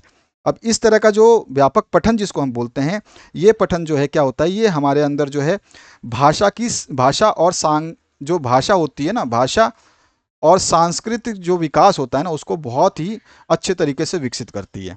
जागरूकता जो है, जागरूकता का विकास करती है, क्योंकि हम जो है व्यापक रूप से इसको पढ़ने की ओर अग्रसित हैं। और जो है हमारे समझने का जो कौशल है, जो जितना हम समझ पाते हैं, जितना हम कंप्रेशन स्किल को समझना चाहते हैं, उसकी स्पीड को भी ये जो है एक्सटेंसिव रीडिंग जो है इंक्रीज़ करती है। और इसमें जो है पढ़ने में जो है इन्फॉर्मेशन को लेने में जो है मज़ा आता है, ठीक है ना। इसमें जो भी पढ़ने में खुशी है ना, वो उसका स्तर जो है जानकारी प्राप्त होते होते जो है बढ़ता रहता है। अगर हम एग्जाम्पल की बात करें तो suppose student are asked to read a chapter before it is discussed in class. तो सबसे पहले जो है एक एग्जांपल ले लेते हैं कि कोई स्टूडेंट को बोला जाए कि भैया आप जो है कि इस चैप्टर को पहले रीड कर लो, हम जो है इसको क्लास में डिस्कस करेंगे, ठीक है। तो आप जो है डिस्कशन से पहले अगर उस क्लास में उस चैप्टर को पढ़ के जाते हो तो उसका हो जाएगा, इन दैट केस क्या हो जाएगा, they go for extensive reading to get the general idea of the chapter. तो जो है वो व्यापक पठन करेंगे उस चैप्टर का जनरल आइडिया लेने के लिए। तो ये जो है इसका आंसर हो जाएगा। स्किमिंग जो है इसके ऊपर अलग से क्वेश्चन बनता है, स्किमिंग क्या होती है, एक्सटेंसिव रीडिंग क्या होती है, इन सभी के ऊपर अलग अलग क्वेश्चंस बनते हैं, ध्यान रखना है। तो स्किमिंग क्या होती है, it has to understand the general meaning of the text as it is the ability to scan the text। अब ये क्या है, यहाँ पर जो है सामान्य अर्थ को समझने में मदद करता है। क्यों, यहाँ पे पाठ को जो है केवल हम जो है क्या करते हैं, स्कैन करके पढ़ते हैं, टेक्स्ट करके पढ़ते हैं, स्कैन टेक्स्ट जो होता है ना उसको स्कैन करके पढ़ते हैं, पूरा नहीं पढ़ते हैं, केवल अंडरस्टैंडिंग के लिए पढ़ते हैं। This gives you material map, जो कि हमारा जो मटेरियल है किस रूप में है, क्या उसका औचित्य है, क्या वो कहना चाहता है, वो हम वैसे ही समझ जाते हैं। So you can quickly search the data required in the questions, ठीक है। जो हमारे क्वेश्चंस पूछे जाएंगे उसके ऊपर ही हम जो है अपना माइंड कंसंट्रेट करेंगे। Going through a entire newspaper quickly through the headlines is an example of skimming. जब हम कोई सी न्यूज़पेपर को पढ़ते हैं तो न्यूज़पेपर तो देखते ही हो आप, कितने पन्नों का होता है, 12-15 पेजों का होता है। उसको पढ़ोगे तो आपको लग जाएगा कम से कम 5-6 घंटे, या फिर आ सकता है पूरा दिन भी। तो आप क्या करते हैं, जनरल आइडिया के लिए उसकी हेडलाइंस को पढ़ते हैं, उसका टेक्स्ट को जो है आप कॉपी करते हैं, स्कैन करते हैं, बस। उसके अलावा जो है डिटेल्स में जो चीज़ लिखी होती है उसको नहीं पढ़ते हैं। उसी को प्रोसेस को जो हम स्किमिंग कहते हैं, ठीक है। इसके बाद आता है एक और प्रोसेस जिसको बोलते हैं स्कैनिंग। स्कैनिंग का भी अर्थ आपसे पूछता है, कभी कभी स्कैनिंग को अलग से पूछ लेगा। तो स्कैनिंग की डेफिनेशन वगैरह सब कुछ मैंने समझा रखा है, एक एक चीज़ आपको समझनी है। इट इज़, अब स्कैनिंग क्या होता है, स्कैनिंग का मतलब जो है आप सर्च कर रहे हैं। जैसे स्कैनर जो है आपका स्कैन करता है, जैसे आंखों का स्कैन करवाते हैं तो आपका स्कैन करके छोड़ देता है। तो इस तरह से जो है सर्चिंग, किसी टेक्स्ट की जो सर्च करते हैं जिसमें इंपॉर्टेंट वर्ड्स हैं जो आपको जल्दी से जल्दी क्वेश्चंस के आंसर्स को जो है देने में मदद करेंगे, उसके मीनिंग को समझने में मदद करेंगे, तो जो है हम स्कैनिंग करते हैं, ठीक है ना। वह ये जो है इस तरह का पठन है जिसमें हम प्रश्नों का उत्तर देने में मदद चाहते हैं, या फिर किसी लेकिन जो है इसमें यहाँ पर जो है हम क्या कहते हैं, but over thinking about the figuring out the meaning. और जो है हम इसमें अगर मीनिंग पूछना है तो भी पूछ रहा है तो भी हम स्कैनिंग करते हैं। This is the opposite of skimming. Skimming में जो है हम मेन हेडिंग्स को देखते हैं और इसमें जो है हम क्वेश्चंस के आंसर्स को जो है कवर करने की कोशिश करते हैं। Where one generally tries to understand the text while scanning, it is better to scan a text to figure out specific word। तो यहाँ पर जो है स्कैनिंग में क्या होता है, फिगर करते हैं हम, स्पेसिफिक वर्ड के ऊपर जो है ज़्यादा ध्यान करते हैं। Scanning can be effectively carried on by starting to read from the middle of the text rather than the beginning. तो स्कैनिंग का प्रोसेस जो है इसमें क्या करते हैं, हम जो टेक्स्ट के स्टार्टिंग को ना पढ़ते हुए हम बीच में से कहीं से भी जैसा हमको समझ में आता है वहाँ से हम स्टार्ट कर देते हैं उसको पढ़ने को। तो उसी को हम स्कैनिंग प्रोसेस बोलते हैं। और स्कैनिंग और स्किमिंग जो है एक दूसरे के अपोजिट होते हैं, ये ध्यान रखना है आपको। What are the benefit of silent reading. तो यहाँ पूछा गया आपसे मौन रूप से पढ़ने के लाभ क्या हैं, मौन धारण करके पढ़ने के लाभ क्या हैं। तो पहला हम लाभ बता सकते हैं, silent reading enhances people comprehension by allowing them to focus reading rather than the pronunciation. तो यहाँ बोल रहा है कि मुख्य रूप से या मौन रूप से पढ़ना जो है विद्यार्थियों के समझ को बढ़ाता है। वो जो है उनको जो है फोकस करने में यानी ध्यान को केंद्रित करने में मदद करता है, बजाय कि उच्चारण के, ठीक है। उच्चारण पे ध्यान नहीं देते हैं बच्चे, जो है उसको समझने का प्रयास करते हैं। जो शिष्य हैं, पुपिल्स हैं, वो जो है उस उच्चारण की बजाय जो है केवल वहाँ पर ध्यान केंद्रित करते हैं, जो चीज़ पढ़ाया जा रहा है वो या पढ़ा जा रहा है उसको समझ लें। With silent reading children can read quicker and have better understanding. और जो मुख पठन है यानी कि जो मौन पठन है उसमें चिल्ड्रन जो बच्चे होते हैं वो क्या करते हैं, जल्दी से पढ़ लेते हैं, ठीक है, और साथ ही साथ जल्दी से उसको अच्छे तरीके से समझ भी लेते हैं। Silent reading also aids in the development of the purposeful reading abilities. जो हम मुख से पढ़ते हैं ना, ये उद्देश्यपूर्ण जो क्षमता होती है ना हमारे पढ़ने की, उसका जो है डेवलपमेंट करता है, विकास करता है। उद्देश्यपूर्ण क्षमता का जो है विकास भी इससे होता है साइलेंट रीडिंग से। This also aids people in storing ideas in their subconscious mind. और जो है ये जो है विद्यार्थियों को अपने जो चेतन मन है ना, अचेतन मन, उसके अंदर जो है विचारों को संग्रहित करने का जो है एक मापदंड देता है, यानी कि ये जो है अंडरस्टैंडिंग देता है, आइडिया देता है, ठीक है। और जो है ये लोग जो है फिर अपने डेली लाइफ में जो है उसको अपना सकते हैं। तो ये सारे के सारे जो है हम इसमें आंसर लिख सकते हैं। इसके बाद जो है आता है what is a comprehension exercise. तो यहाँ पर जो पूछा गया है, एक समझ अभ्यास क्या है। कंप्रहेंशन का मतलब समझ के साथ जो हम एक्सरसाइज करते हैं, वो comprehension exercise consist of a passage on which question are set to test people ability to understand a given text content and infer information and meanings from it. तो जो है एक समझ से अभ्यास करना का मतलब क्या होता है कि कोई गद्यांश दिया गया है और उसमें जो है आप जो है उसको क्या करते हैं, उसको पढ़ करके समझने का प्रयास करते हैं। उसमें जो जानकारी दी गई है उसके अर्थों को ग्रहण करने का अनुमान लगते हैं, जिससे कि आपकी क्षमता का परीक्षण जो है प्रश्नों के द्वारा लिया जा सके, निर्धारित किया जा सके। तो इसी को बोलते हैं comprehension exercise. What is conversation? तो कन्वर्सेशन का मतलब होता है आपस में बातचीत करना, तो या वार्तालाप। ठीक है, कन्वर्सेशन मतलब बातचीत या फिर आप बोल सकते हैं वार्तालाप। ठीक है, तो a conversation is an interactive communication between two or more people involving the exchange of thoughts and ideas. यानी कि एक वार्तालाप जो है दो या दो से अधिक व्यक्तियों के बीच में इंटरेक्टिव जो है आपका संचार का माध्यम है, जिसके द्वारा जो है हम विचारों का आदान प्रदान करते हैं। Define monologue. तो यहां पर जो है आपसे पूछा गया है, मोनोलॉग का मतलब होता है अकेले। ठीक है ना, एकालाप को परिभाषित करनी है। As the term suggest, monologue is an oral communication conveyed by one person. It is also kind of long one-sided conversation. यानी कि आपको एक तरफ से बोला जाएगा, आप बस सुनते रहोगे। ठीक है ना, तो यही होता है। आप जो है मैं बोल सकता हूँ जैसे कि एज ए टर्म मोनो क्या बोल रहा है कि एक, ठीक है, सिंगल। तो इसमें जो एकालाप जो है एक ही व्यक्ति द्वारा मौखिक संचार का एक माध्यम होता है, जिसमें एक तरफा ही बातचीत होती है। इसके बाद आते हैं हम नेक्स्ट क्वेश्चन की तरफ, जिसमें आपसे पूछा गया mention any one use of a dictionary apart from providing meaning of words. इसमें बोला गया शब्दों के अर्थ को प्रदान करने के अलावा शब्दकोश की किसी एक उपयोगिता को लिखिए। तो देखिए, a dictionary help us in our pronunciation as the phonetic transcription of word is also given in the dictionary. तो डिक्शनरी में जो है वहाँ पर ध्वनात्मक जो हम कैसे बोलेंगे उसके उच्चारण संबंधी जो है वहाँ पर शब्दकोश के अंदर जो है उच्चारण संबंधी नियम भी दिए जाते हैं। और वी कैन दस learn the pronunciation of word from a dictionary. तो इस तरह से जो है हम उस शब्दकोश से जो है क्या सीख सकते हैं, उच्चारण संबंधी विचार को सीख सकते हैं। तो शब्दों का अर्थ के अलावा जो हम उच्चारण सीख सकते हैं डिक्शनरी से। ये एक जो है एक्स्ट्रा यूज हम बता सकते हैं डिक्शनरी का। इसके बाद जो नेक्स्ट इसमें पूछा गया है, write dialogue between a customer and a sales boy at a mobile store. आपसे कभी कभी डायलॉग का क्वेश्चन पूछा जाएगा, व्हाट इज डायलॉग? तो आप बोलेंगे dialogue is a conversation.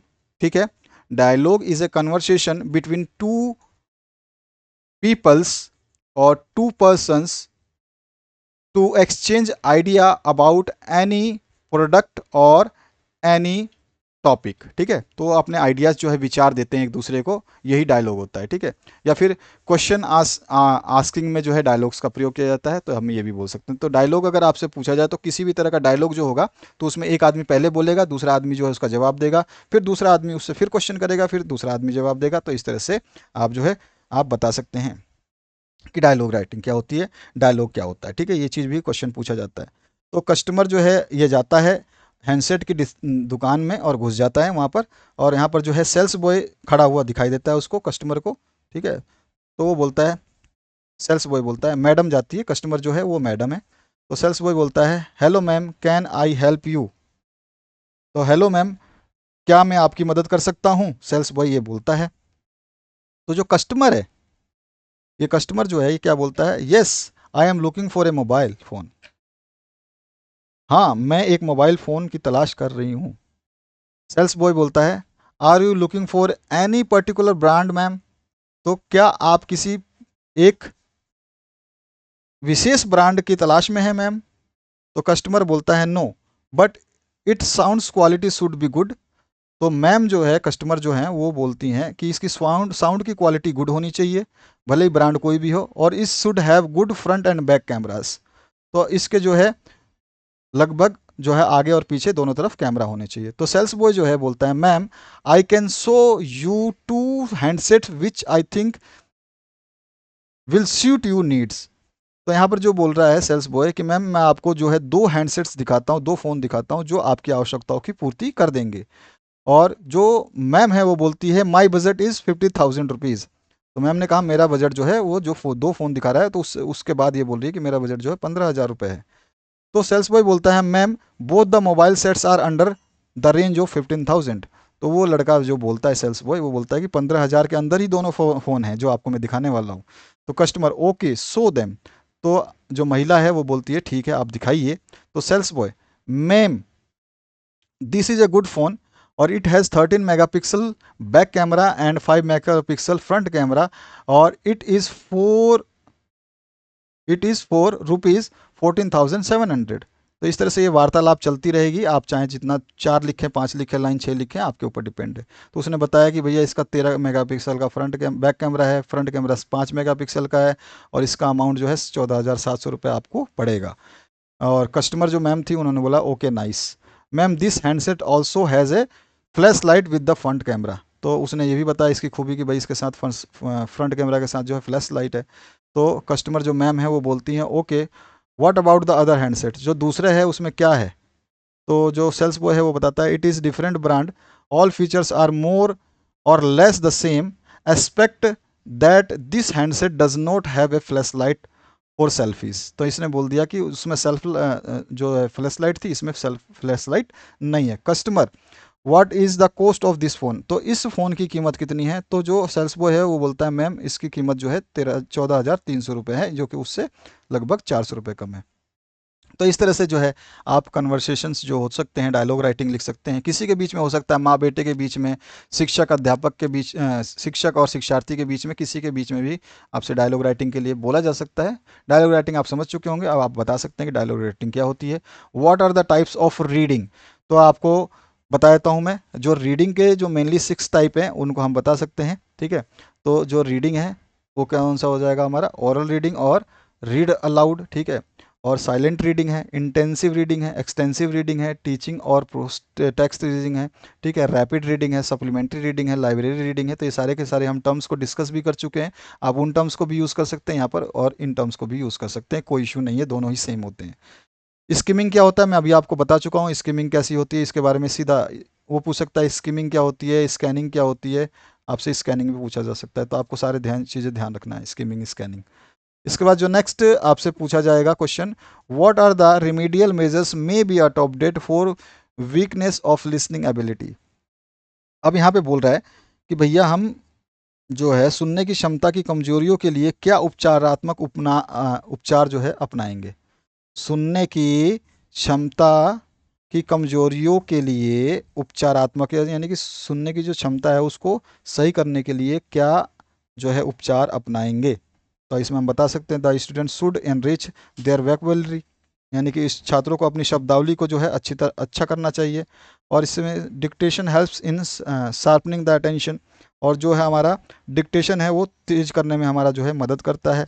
Listening to the broadcast recordings of the film TV speeches English news also helps it. तो जो है हम लिसनिंग करें किसी ब्रॉडकास्ट को, किसी रिकॉर्डिंग को सुने, टीवी स्पीच को सुने और इंग्लिश न्यूज़ को सुने, तो ये भी हमारे को इसमें मदद करेगा। The student should learn correct pronunciation for the each word, और हर चीज़ का जो उच्चारण जो है उसको सही तरीके से करना होगा विद्यार्थी को, ताकि वो जो है अच्छे तरह से क्या कर पाए, उपचारात्मक उपाय कर पाए अपनी सुनने की क्षमता को विकसित करने में। The teacher should adjust his speech and clarify to the capacity of the class and then gradually speed up। तो जो टीचर है वो एडजस्ट करे अपनी स्पीड को, ठीक है, अपनी कैपेसिटी के हिसाब से जो है क्लास को जो है पढ़ाए धीरे धीरे, और जो उसके बाद जो है अपने स्पीड को बढ़ा सकता है। Teacher should organise conversation, debate, group discussion and seminar also in the school. और टीचर क्या कर सकते हैं, हमारे जो उपचारात्मक जो सुनने की क्षमता को उपचारात्मक रूप से बढ़ाने के लिए वो क्या कर सकते हैं, स्कूल में जो है कन्वर्सेशंस यानी कि वाद विवाद, वार्तालाप, सामूहिक चर्चा, संगोष्ठी का भी आयोजन कर सकते हैं। तो ये सारी चीज़ें जो है इसमें शामिल कर सकते हैं। इसके बाद जो आपका नेक्स्ट पार्ट है इसमें पूछा गया है right the objective of listening skill. इसमें पूछा गया है सुनने के कौशल के उद्देश्य बताने हैं। तो यहाँ पे आपसे उद्देश्य पूछा गया है, ठीक है, सुनने के कौशल के उद्देश्य। तो स्पेसिफिक ऑब्जेक्टिव क्या क्या हो सकते हैं? ये क्वेश्चन जो है आपका क्या करता है, gate the sense of what an educated speaker is speaking on a general subject और नॉर्मल स्पीड टू रिसीव्ड। ये हम क्वेश्चन कर चुके हैं, तो इसको आप एक बार रिवीजन कर लेना, ठीक है, ये रिवाइज हो चुका है, तो इसको आप रिवाइज कर लेंगे, मैं पहले ही बता चुका हूँ इसको। What is communicative approach? Communicative approach क्या होता है, ये आपको बताना है, यानी कि संचार दृष्टिकोण क्या है। कम्युनिकेटिव अप्रोच का मतलब है संचार दृष्टिकोण। तो यहाँ पे कम्युनिकेटिव अप्रोच जो है, language teaching is an approach to foreign or second language teaching which emphasises that the goal of language learning is communicative. तो यहाँ पर जो है क्या होता है कि इसमें जो है संचार की भाषा जो है हमारी जो दूसरी भाषा है ना, जो हमारी लैंग्वेज है, सेकेंड लैंग्वेज या फॉरेन लैंग्वेज जो हमारी होती है, इसके शिक्षण के दृष्टिकोण पर बल देता है या जोर देता है, जो भाषा जो हम सीख रहे हैं उसको जो है संवेगात्मक रूप से जो है क्या करे, संवाद करने में मदद करे, लक्ष्य को प्राप्ति करने में मदद करे। To communicate approach is learning centred approach. और जो संचार दृष्टिकोण है ये कम्युनिकेटिव अप्रोच, ये जो है लर्नर सेंटर अप्रोच है, ठीक है ना, शिक्षार्थी केंद्रित होता है। This approach gives the learners not only grammatical competence but also social skill as to what to say, how to say, when to say and where to say।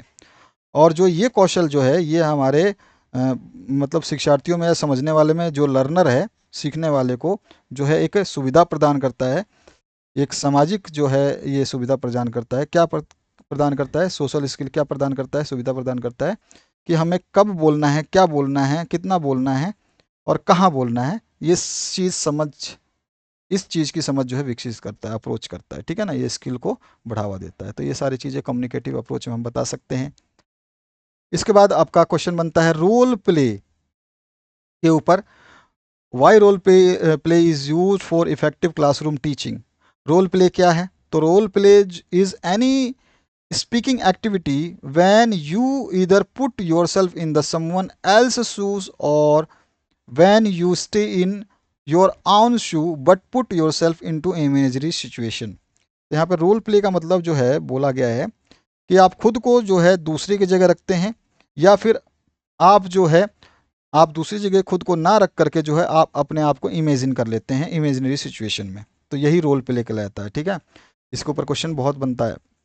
The joy of role play क्या होता है कि जो student होते हैं वो कुछ समय के लिए जो है अपने आप को प्रेसिडेंट मान सकते हैं, अपने आप को क्वीन मान सकते हैं, अपने आप को अरबपति खरबपति मान सकते हैं, अपने आप को पॉप स्टार मान सकते हैं, अपने आप को फिल्म स्टार मान सकते हैं, अपने आप को मंत्री संतरी नेता मान सकते हैं। तो ये चॉइस जो है एंडलेस है, ठीक है ना। तो ये जो है रोल प्ले का आनंद यही है कि स्टूडेंट जो है अपने कुछ समय के लिए, शॉर्ट पीरियड ऑफ टाइम के लिए अपने आप को कुछ भी मान सकते हैं। रोल प्ले का मतलब होता है किसी का रोल प्ले करना, ठीक है। इसका ये फ़ायदा होता है, जॉय होता है, आनंद होता है, ठीक है। और जो है हम बता सकते हैं यूज़ ऑफ रोल प्ले क्या है, तो ये मोटिवेटिंग होता है, ठीक है। उसके अलावा जो है स्टूडेंट चांस करते हैं, चांस स्टूडेंट को जो है अपनी अभिव्यक्ति खुद को जो है निखारने का, स्पष्ट तरीके से व्यक्त करने का जो है इसमें मौका मिलता है। और the word of the classroom is broadened in to include outside world, thus the offering a much wider range of language opportunities. तो कक्षा की दुनिया के बाहर भी एक दुनिया है जो कि बहुत बड़ी व्यापक है। इसमें जो है अपनी भाषाओं को, अपने लैंग्वेज को जो है विकसित करने का भी अवसर भी प्रदान होता है। तो ये सारे के सारे जो है यूजेस आ जाएंगे रोल प्ले के। अब यहाँ पे जो है what are difficulties in reading, how is this be removed. तो जो है हमारे को पूछा गया है पढ़ने में कठिनाइयाँ क्या हैं, इन्हें कैसे हटाया जा सकता है। तो बहुत ही सिंपल से हम इसके आंसर लिख सकते हैं। Faulty habit of reading. सबसे पहले हम डिफ़िकल्टीज़ की बात कर रहे हैं, भैया क्यों डिफ़िकल्टीज़ आती है। तो डिफ़िकल्टीज़ की बात करें रीडिंग की, तो डिफ़िकल्टीज़ जो है फॉल्टी हैबिट है हमारी, यानी कि जो है पढ़ने की दोषपूर्ण आदतें हैं, तो हमारी जो है रीडिंग ख़राब हो जाएगी। Lack of good model in reading, यानी कि हम अच्छे मॉडल नहीं लेके पढ़ते हैं तो भी जो है हमारे को पढ़ने में समस्या आ जाएगी, ठीक है, डिफ़िकल्टीज आएंगी। Too many new words occurring in the reading passage, और जो भी हम गद्यांश पढ़ रहे हैं उसमें जो नए नए शब्द आते हैं, अगर वो शब्द आते हैं नए नए जो आपने पढ़ा नहीं है, तो भी डिफ़िकल्टी ऑफ रीडिंग आ जाएगी। पुपिल्स लिमिटेड वोकेबलरी, जो आपके हम कह सकते हैं कि जो छात्र हैं, है ना, जो शिक्षार्थी हैं, पुपिल्स हैं, शिष्य जो हैं, उनकी वोकेबलरी कितनी है, लिमिट, यानी कि शब्दकोश जो है सीमित है। और डिफेक्टिव प्रोनाउंसिएशन है उनका, यानी कि वो जो है दोषपूर्ण उच्चारण करते हैं। केयरलेसनेस एंड नर्वसनेसनेस, यानी कि लापरवाही और उनको घबराहट है, तब भी जो है डिफिकल्टीज आ जाएंगी रीडिंग में, ठीक है ना। उसके अलावा जो है नेग्लेक्टिंग पंक्चुएशन मार्क्स, और जो भी विराम चिन्ह है उनको नेग्लेक्ट कर देना। कॉमा लगा है तो आपको स्टॉप करके लिखना है, स्टॉप लिखा है तो आपको समझ करके सोचना है। और इनकरेक्ट पॉजेस, और जो है बीच बीच में गलत विराम ले लेना। तो ये सारे के सारे जो है क्या होते हैं, डिफ़िकल्टीज़ पैदा करती हैं रीडिंग में। यही सारी की सारी चीज़ें हैं जो डिफ़िकल्टीज़ पैदा करती हैं रीडिंग में। अब जो है इनको हम कैसे रिमूव कर सकते हैं, तो इसको भी हम बात करते हैं, ठीक है। तो इसी में जो है, इसी के आंसर्स में हम जो है हम सीधा सीधा आंसर लिख देंगे। अब देखो इसका रिमूव के फैक्टर्स क्या हैं, how can this be removed. तो आप देखिए, फॉल्टी हैबिट्स ऑफ रीडिंग को जो है हमें छोड़ना होगा। तो don't use faulty habits of reading, ठीक है, और ignore faulty habits of reading, ठीक है। कैसे रिमूव कर सकते हैं, ignore faulty habits of reading, ठीक है। Use good model of reading, ठीक है, use good model of reading, ठीक है। और प्रैक्टिसाइज वोकेबलरी, ठीक है, प्रैक्टिसाइज वोकेबलरी, इंक्रीज प्रोनाउंसिएशंस, ठीक है। Be careful while reading, use punctuations marks correctly, take correct pauses. तो इसी में जो है ये तो भाई आपको हाँ में दिया, ना में दिया, इसको हाँ में कर देना है। तो ये कैसे रिमूव हो सकते हैं, इन्हीं वर्ड्स को जो है आपको सही तरीके से लिख देना है, जैसे मैंने अभी अभी आपको बोल के बताया। Which is the fourth stage of process of listening. Fourth stage जो है लिसनिंग का क्या कौन सा होता है, वो है एवल्यूटिंग, ठीक है। इसको फोर्थ स्टेज माना जाता है लिसनिंग का। इसके बाद जो इवैल्यूटिंग, इवैल्यूएटिंग, उसके बाद जो है what is the importance of selective listening at the work place. तो सेलेक्टिव जो होती है कार्यस्थल पर, जो चयनात्मक सुनने का क्या महत्व है। तो इसमें जो है हमारे को क्या होता है, यहाँ पर जब हम कार्यस्थल पर चयन रूप से सुनेंगे ना, तो एक तो समय की बर्बादी नहीं होगी और जो है त्रुटि भी नहीं होगी। At the work place selective listening, यानी सही तरीके से सुनने से रिजल्ट क्या होगा, फ्यूअर एरर्स होंगे, बहुत ही कम त्रुटियां होंगी। अवॉइड वेस्टेज ऑफ टाइम, यानी कि जो है समय की बर्बादी भी कम होगी। Right any one difference between hearing and listening. अब यहाँ पे बोला गया है आपको हियरिंग एंड लिसनिंग में जो है अंतर बताना है। हियरिंग इज पेसिव प्रोसेस होता है, कैसा प्रोसेस होता है, हियरिंग पैसिव प्रोसेस होता है, और लिसनिंग जो है ये एक्टिव प्रोसेस होता है। ये ध्यान रखना है आपको, बस इतना सा अंतर होता है। हियरिंग जो है पेसिव प्रोसेस होता है, पैसिव प्रोसेस होता है, लिसनिंग जो है एक्टिव प्रोसेस होता है। What is the impact of rapid fading on the process of listening? So due to the feature of rapid fading of sound, the listener misses what is being spoken by the speaker and thus cannot understand the significance of the what is being communicated. अब rapid fading of sound का मतलब क्या हो गया, जो rapid fading यानी ध्वनियों की तेजी या कमी जो होती है, जिसको रैपिड फीडिंग, तेजी या लुप्ति जो होती है ना, उसको हम बोलते हैं। तो रैपिड फीडिंग जो होती है ना साउंड की, उसमें उसकी वजह से जो है जो सुनने वाला है ना, वो वक्ता का जो भी बोला गया है उसको, जो बोली हुई चीज़ को समझ नहीं पाता है, ठीक है, उसके महत्व को समझ नहीं पाता है, और साथ ही साथ जो है वो जो है उसको अंडरस्टैंड भी नहीं कर पाता है, ठीक है ना। तो उसके महत्व को भी नहीं समझ पाता है, साथ ही साथ उसके साथ क्या बोला गया है, क्या संवाद किया गया है, इसको भी वो समझ नहीं पाता है। तो ये एक दिक्कत हो जाती है, जिसको हम बोलते हैं ना रैपिड फेडिंग, ठीक है ना। तो ध्वनियों के तेजी से लुप्त होने में जो है प्रॉब्लम क्या हो जाती है, यही प्रॉब्लम होती है। Write one external factor that acts as a barrier to listening. One factor बताना है, तो नॉइज जो है ये आपका वन एक्सटर्नल फैक्टर है। अगर बाहर ध्वनि है तो क्या हो जाएगा, ये आपका जो है लिसनिंग में बैरियर पैदा कर देगा। इसके बाद जो नेक्स्ट क्वेश्चन है, phonetics is derived from the Greek word dash which means sound और वॉइस। तो फोनेटिक्स जो है फोन वर्ड्स जो है डिराइव किया गया है। Phonetics is connected with the physical property of speech, sound और साइंस कॉल्ड फोन्स, ठीक है। ये चीज़ आपको ब्लैंक स्पेस में कभी कभी जो है, ब्लैंक स्पेस तो पूछा नहीं जाएगा, आपके एमसीक्यू पूछे जाएंगे, तो इस तरह का पूछा जा सकता है, थोड़ा सा ध्यान रखना आपको, बाकी ऐसा कुछ ज़्यादा नहीं है। Define phonology. Phonology is concern with the abstract grammatical characterisation of systems of sound और साइंस। ठीक है, तो फोनोलॉजी क्या होती है, यानी कि हम इसको बोलते हैं फोनोलॉजी जो है ना, ये आपका स्वर होता है ना, स्वर विज्ञान भी बोलते हैं इसको। तो हम कह सकते हैं phonology is concern with the abstract, ठीक है, grammatical characterisation of system of sound and signs. तो फोनेट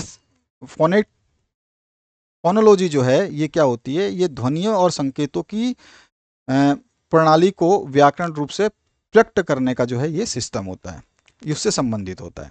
how many vowels are there in English language, जैसा कि हम स्टार्टिंग में डिस्कस कर चुके हैं कि 5 होते हैं। Which sounds are known as glides, glides जो हैं वो कौन कौन से साउंड्स होते हैं, तो ग्लाइड्स जो है W और J को जो है ग्लाइड साउंड बोला जाता है। इंग्लिश के जो 2 वर्ड्स हैं W और J, इनको ग्लाइड साउंड बोला जाता है, ध्यान रखना है, जिसको ग्लाइड भी बोलते हैं, ठीक है ना। इसके बाद जो है what are 2 parts of sentences, तो सब्जेक्ट एंड प्रिडिकेट, ये 2 जो है ये पार्ट होते हैं किसी सेंटेंस के, सब्जेक्ट एंड प्रिडिकेट। इसके बाद जो नेक्स्ट क्वेश्चन है इसमें पूछा गया what are the basis on which the verb must agree to its subject, तो कौन सा बेसिस होता है जिसके वजह से जो है वर्ब जो है एग्री होता है सब्जेक्ट से, ठीक है, ये आपको बताना है। तो इसमें हम लिख देंगे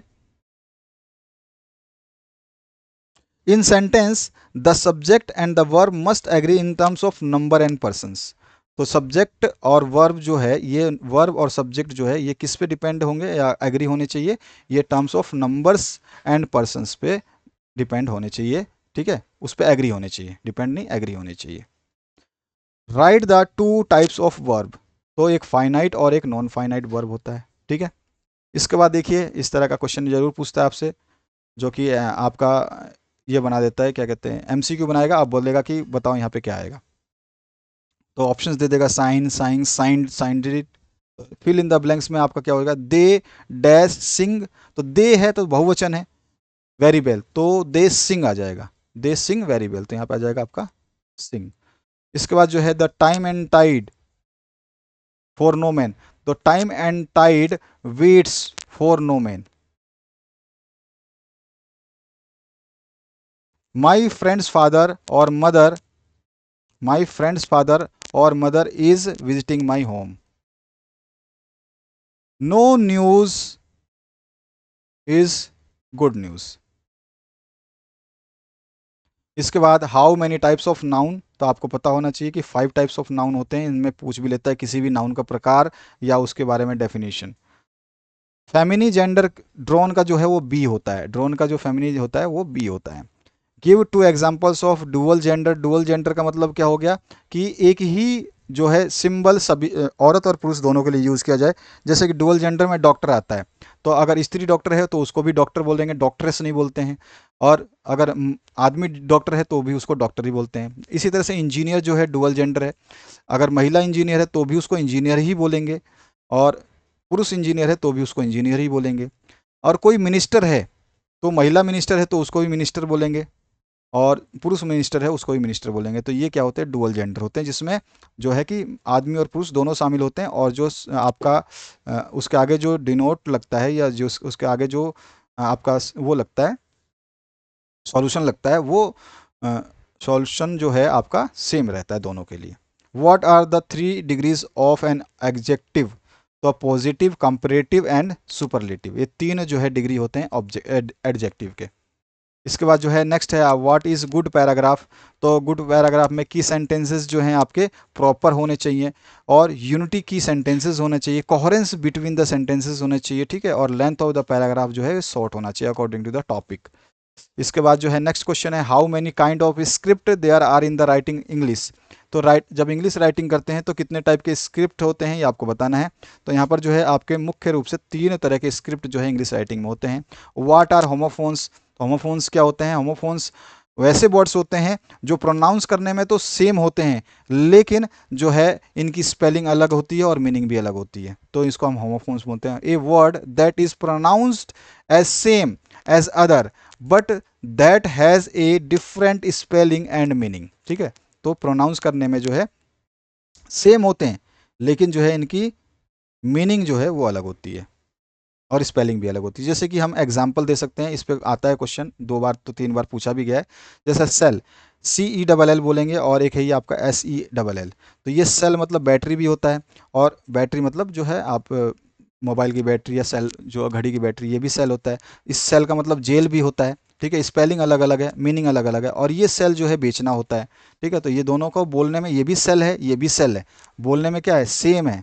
प्रोनाउंस हम दो है, प्रोनाउंसिएशन कैसा है, सेम है।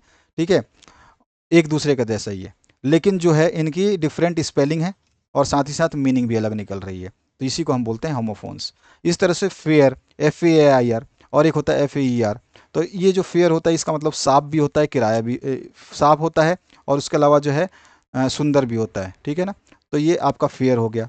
और एक ये है FAER, इसका मतलब ये भी फेयर है, ये भी फेयर है, तो इसका मतलब होता है किराया। ठीक है, यहाँ पे डियर, DEAR है, और एक DEER है। तो ये डियर जो है प्रिय बोलते हैं हम जिसको, उसको डियर लगाते हैं, और ये डियर जो है हिरण के लिए लगाते हैं। इस तरह से आई, और ये केवल सिंपल आई स्पेलिंग है आई। ये आई जो है आँख होता है, और ये आई मतलब मैं होता है। दोनों को बोलने में हमारा सेम ही चीज़ लग रहा है, दोनों को चीज़ों को बोलने में सेम ही बोले जा रहे हैं, लेकिन इनकी स्पेलिंग अलग है और मीनिंग अलग निकल रहा है। इन्हीं को हम होमोफोन्स बोलते हैं। इसके बाद जो है आपका एक क्वेश्चन और आता है, व्हाट आर टाइप्स ऑफ इनोटेशन। इनोटोनेशन जो है इंग्लिश में क्या होती है, तो the rise and the fall of vocal sound और टोन इस इन स्पीच इज इनोटेशन, इंटोनेशन। ठीक है, ये इंटोनेशन कहलाता है। तो अगर बोलने में उच्चतम ध्वनि या उसकी निम्नतम ध्वनि जब उत्पन्न होती है तो उसी को इनोटेशन बोलते हैं। ठीक है, यानी कि वाणी में स्वर की ध्वनि का उत्थान या पतन जो है, उसी को जो है उत्थान यानी कि ऊंचा बोलना और नीचा बोलना, उसी को जो है इनोटेशन बोला जाता है। बोलने के समय ध्वनि में जो भी उत्थान होता है या पतन होता है हमारे स्वर में, उसी को इनोटेशन बोलते हैं। अब जो है the 3 main patterns of intonation in English, कभी कभी पूछा जाता है कि इनोटेशन, टाइप्स ऑफ इनोटेशन बता दीजिए इंग्लिश में। तो आपके 3 होते हैं। एक तो होता है फॉलिंग इनोटेशन, एक होता है राइजिंग इनोटेशन, और होता है एक फॉल एंड राइज इनोटेशन। ठीक है, ये 3 तरह के जो है आपके होते हैं। तो पहला ये आपका फॉलिंग इनोटेशन, दूसरा जो है राइजिंग आ जाता है आपका, और तीसरा जो है फॉल राइज आ जाता है। ये 3 तरह के आते हैं मेनली, मुख्य रूप से 3 तरह के। What is question tag and example. In grammar, a question tag is a very short clause at the end of a statement which changes the statement into a question. तो व्याकरण में जो है एक प्रश्न टैग यानी कि क्वेश्चन टैग अंत में लगाया हुआ एक छोटा सा खंड है, जो ये कहे गए कथन को, जो स्टेटमेंट है उसको कहे गए कथन को प्रश्न में बदल देता है। ठीक है, तो देखो जैसे कि हम बोलें सी इज़ ए डॉक्टर, तो हमने कहा सी इज़ ए डॉक्टर, तो ये, तो वो क्या है, वह एक डॉक्टर है। ठीक है, अब इसके आगे हमने जो ये लगाया ना, इजंट सी, क्या वो नहीं है, तो ये जो है प्रश्न में बदल दिया इसने। ही ही इज़ नॉट देयर, वह यहाँ नहीं है, ये सो सेंटेंस बना। अब इसके आगे जो हमने ये सेंटेंस लगाया इज़ ही, तो हम कह रहे हैं वह यहाँ नहीं है, तो इज़ ही, क्या वो है। I don't need to finish this today, मुझे इसे आज ख़त्म करने की आवश्यकता नहीं है। डू आई, क्या है। तो इस तरह से जो वर्ड्स बीच लास्ट में लग करके इसको क्वेश्चन टैग में बदल, क्वेश्चन बना देते हैं, इसी को जो है स्टेटमेंट को, ये स्टेटमेंट है, सीधा सीधा आप देख रहे हो कॉमा से पहले स्टेटमेंट है, सीधा सीधा लिखा हुआ है। ठीक है, इसका सीधा सीधा मीनिंग निकल रहा है, लेकिन इसके पीछे पीछे जो ये वर्ड्स लगाए जा रहे हैं, ये इसको क्वेश्चन टैग में तब्दील कर दे रहे हैं। इन्हीं को हम क्वेश्चन टैग कहते हैं। एग्जाम्पल्स पूछे जाते हैं, डेफिनेशंस पूछे जाते हैं। राइट आपको लेटर पूछा जाएगा, अगर सिंपलेस्ट पेपर बनेगा तो आपका लेटर आ जाएगा। लेटर किसी भी तरह का आ सकता है, 10 डेज लीव का, अटेंड योर ब्रदर्स या सिस्टर्स मैरिज, और भी डिफरेंट टाइप ऑफ टॉपिक्स पे आ सकता है। तो आप जो है अपना टू लिख करके प्रिंसिपल जिस भी कॉलेज का नाम दिया है तो ठीक है, नहीं दिया है तो आप अपनी मर्जी से अपने कॉलेज का नाम, और जो भी एड्रेस अगर आपको नहीं दिया तो एड्रेस का यूज़ कर सकते हैं। डेट लिखेंगे, सब्जेक्ट लिखेंगे कि भैया किसके लिए आपको ये पत्र जो है एप्लीकेशन लिखी जा रही है, रिस्पेक्टेड सर मैडम लिख करके आप बता देंगे आप कौन से ईयर में हैं। ठीक है, फिर आप बता देंगे कि आपको कितने दिन की छुट्टी चाहिए और उसका रीज़न क्या है। ठीक है, ये आपको बता देना है कि भाई रीज़न क्या है, फिर ये रीज़न कैसे है, और आपको जो है रिस्पॉन्सिबिलिटीज़ है सारे अरेंजमेंट की, शादी की, और जो है उसके अलावा जो है आप इस दौरान जो है आप जो है कॉलेज को अटेंड नहीं कर पाएंगे, और जो गेस्ट आएंगे घर में वो भी आपके लिए जो है इंतज़ार करेंगे। आपका वहाँ पे प्रेजेंस रहना बहुत ही ज़रूरी होगा, ठीक है। और जो है इस प्लीजेंट ओकेज़न पे जो है वो मैं फैमिली के साथ भी रहना चाहता हूँ, ये सारी चीज़ें बताते हुए हम बता देंगे हमारे को इतने दिन की लीव चाहिए, डेट डाल देंगे इतने दिनों से इतने दिन तक, ठीक है। और उसके बाद जो है आप आराम से जो है क्वेश्चंस को आसानी से कंप्लीट कर सकते हैं। तो आपके ऊपर डिपेंड है, जो भी आप लिखना चाहें लिख सकते हैं। लेटर लिखना तो बहुत आसान होता है, लेकिन मैंने आपको फॉर्मेट बता दिया, इस तरह का जो है लेटर लिखा जाएगा। थोड़ा सा सही तरीके से लिखना है आपको। आपको कभी कभी नोटिस पूछ लेता है, तो आपको नोटिस जब पूछे जाएगा तो नोटिस में सबसे पहले ऊपर जो है आपको अपने कॉलेज का नाम, स्कूल का नाम जो दिया होगा, अगर क्वेश्चन पेपर में दिया है तो ठीक है, नहीं दिया है तो अपने कॉलेज का नाम लिखेंगे। फिर बाद में नोटिस लिखेंगे, यहाँ पे नोटिस बाद में लिखेंगे, बड़े बड़े कैपिटल अक्षर में जो चीज़ मैंने लिखी है उसी कैपिटल में ही लिखना है। फिर इधर साइड में आपको डेट लिखना है, जो भी डेट आप मेंशन करना चाहें वो डेट मेंशन कर सकते हैं। उसके बाद जो है आपको टॉपिक लिखना है, किसके ऊपर है ये, तो इंटर स्कूल क्विज कंपटीशन के ऊपर जो है आपका टॉपिक है। तो इंटर स्कूल क्विज कंपटीशन, ये टॉपिक आप यहाँ पे मेंशन कर देंगे। अंडरलाइन करना चाहें तो इसको अंडरलाइन भी कर सकते हैं। इसके बाद जो है आप नोटिस को लिख देंगे कि नोटिस किस लिए है, इंटर स्कूल कंपटीशन के लिए। सभी नोटिस का यही फॉर्मेट रहता है, this is to inform the student of first and second year that an inter-school quiz competition will be organized on 2nd March of 2023 from 10 a.m. to 11:30 a.m. in the school auditorium. The topic is cell phones have killed creativity of children. जो भी आपको topic दिया जाएगा तो ठीक है, अगर topic नहीं दिया जाएगा तो आप इसको यूज़ कर सकते हैं। Those interested must give their names to their respective class teachers by 25th of February 2023 for selections that will be held on 27 फरवरी 2000। तो इस तरह से आपको डिटेल देना है कि आप नोटिस किस बारे में दे रहे हैं। नोटिस में बस एग्जैक्ट चीज़ लिखनी है कि भैया इस चीज़ के लिए आपको आमंत्रित किया जाता है, ये चीज़ आपको करने के लिए इस समय तक आपको ये जमा कराना पड़ेगा, और जो है आपको वहाँ अपने क्लास टीचर के पास जमा करा देना है। उसके बाद हेड बॉय हेड गर्ल जो भी आपका नाम दिया है तो आप अपना नाम लिख देंगे। तो इस तरह से जो है आपका नोटिस कंप्लीट हो जाएगा। तो इस तरह से जो महत्वपूर्ण प्रश्नों की श्रृंखला आपने देखी इस वीडियो के माध्यम से, इनको अच्छे तरीके से तैयार करिए। पूरा पेपर मैंने आपको समझा दिया है। जैसा मैंने बताया कि पीडीएफ जो है इन सभी के प्राप्ति के लिए अलग से वीडियो बना दिया जाएगा कि आपको पीडीएफ कैसे प्राप्त होंगे। उसके लिए आपको 1-2 दिन वेट करना पड़ेगा। उसके बाद जो है पीडीएफ प्राप्ति के लिए आपको सूचना दे दी जाएगी वीडियो के माध्यम से, और उस समय के दौरान जो है आप अपना पीडीएफ प्राप्त कर सकते हैं। Thank you very much, have a good day.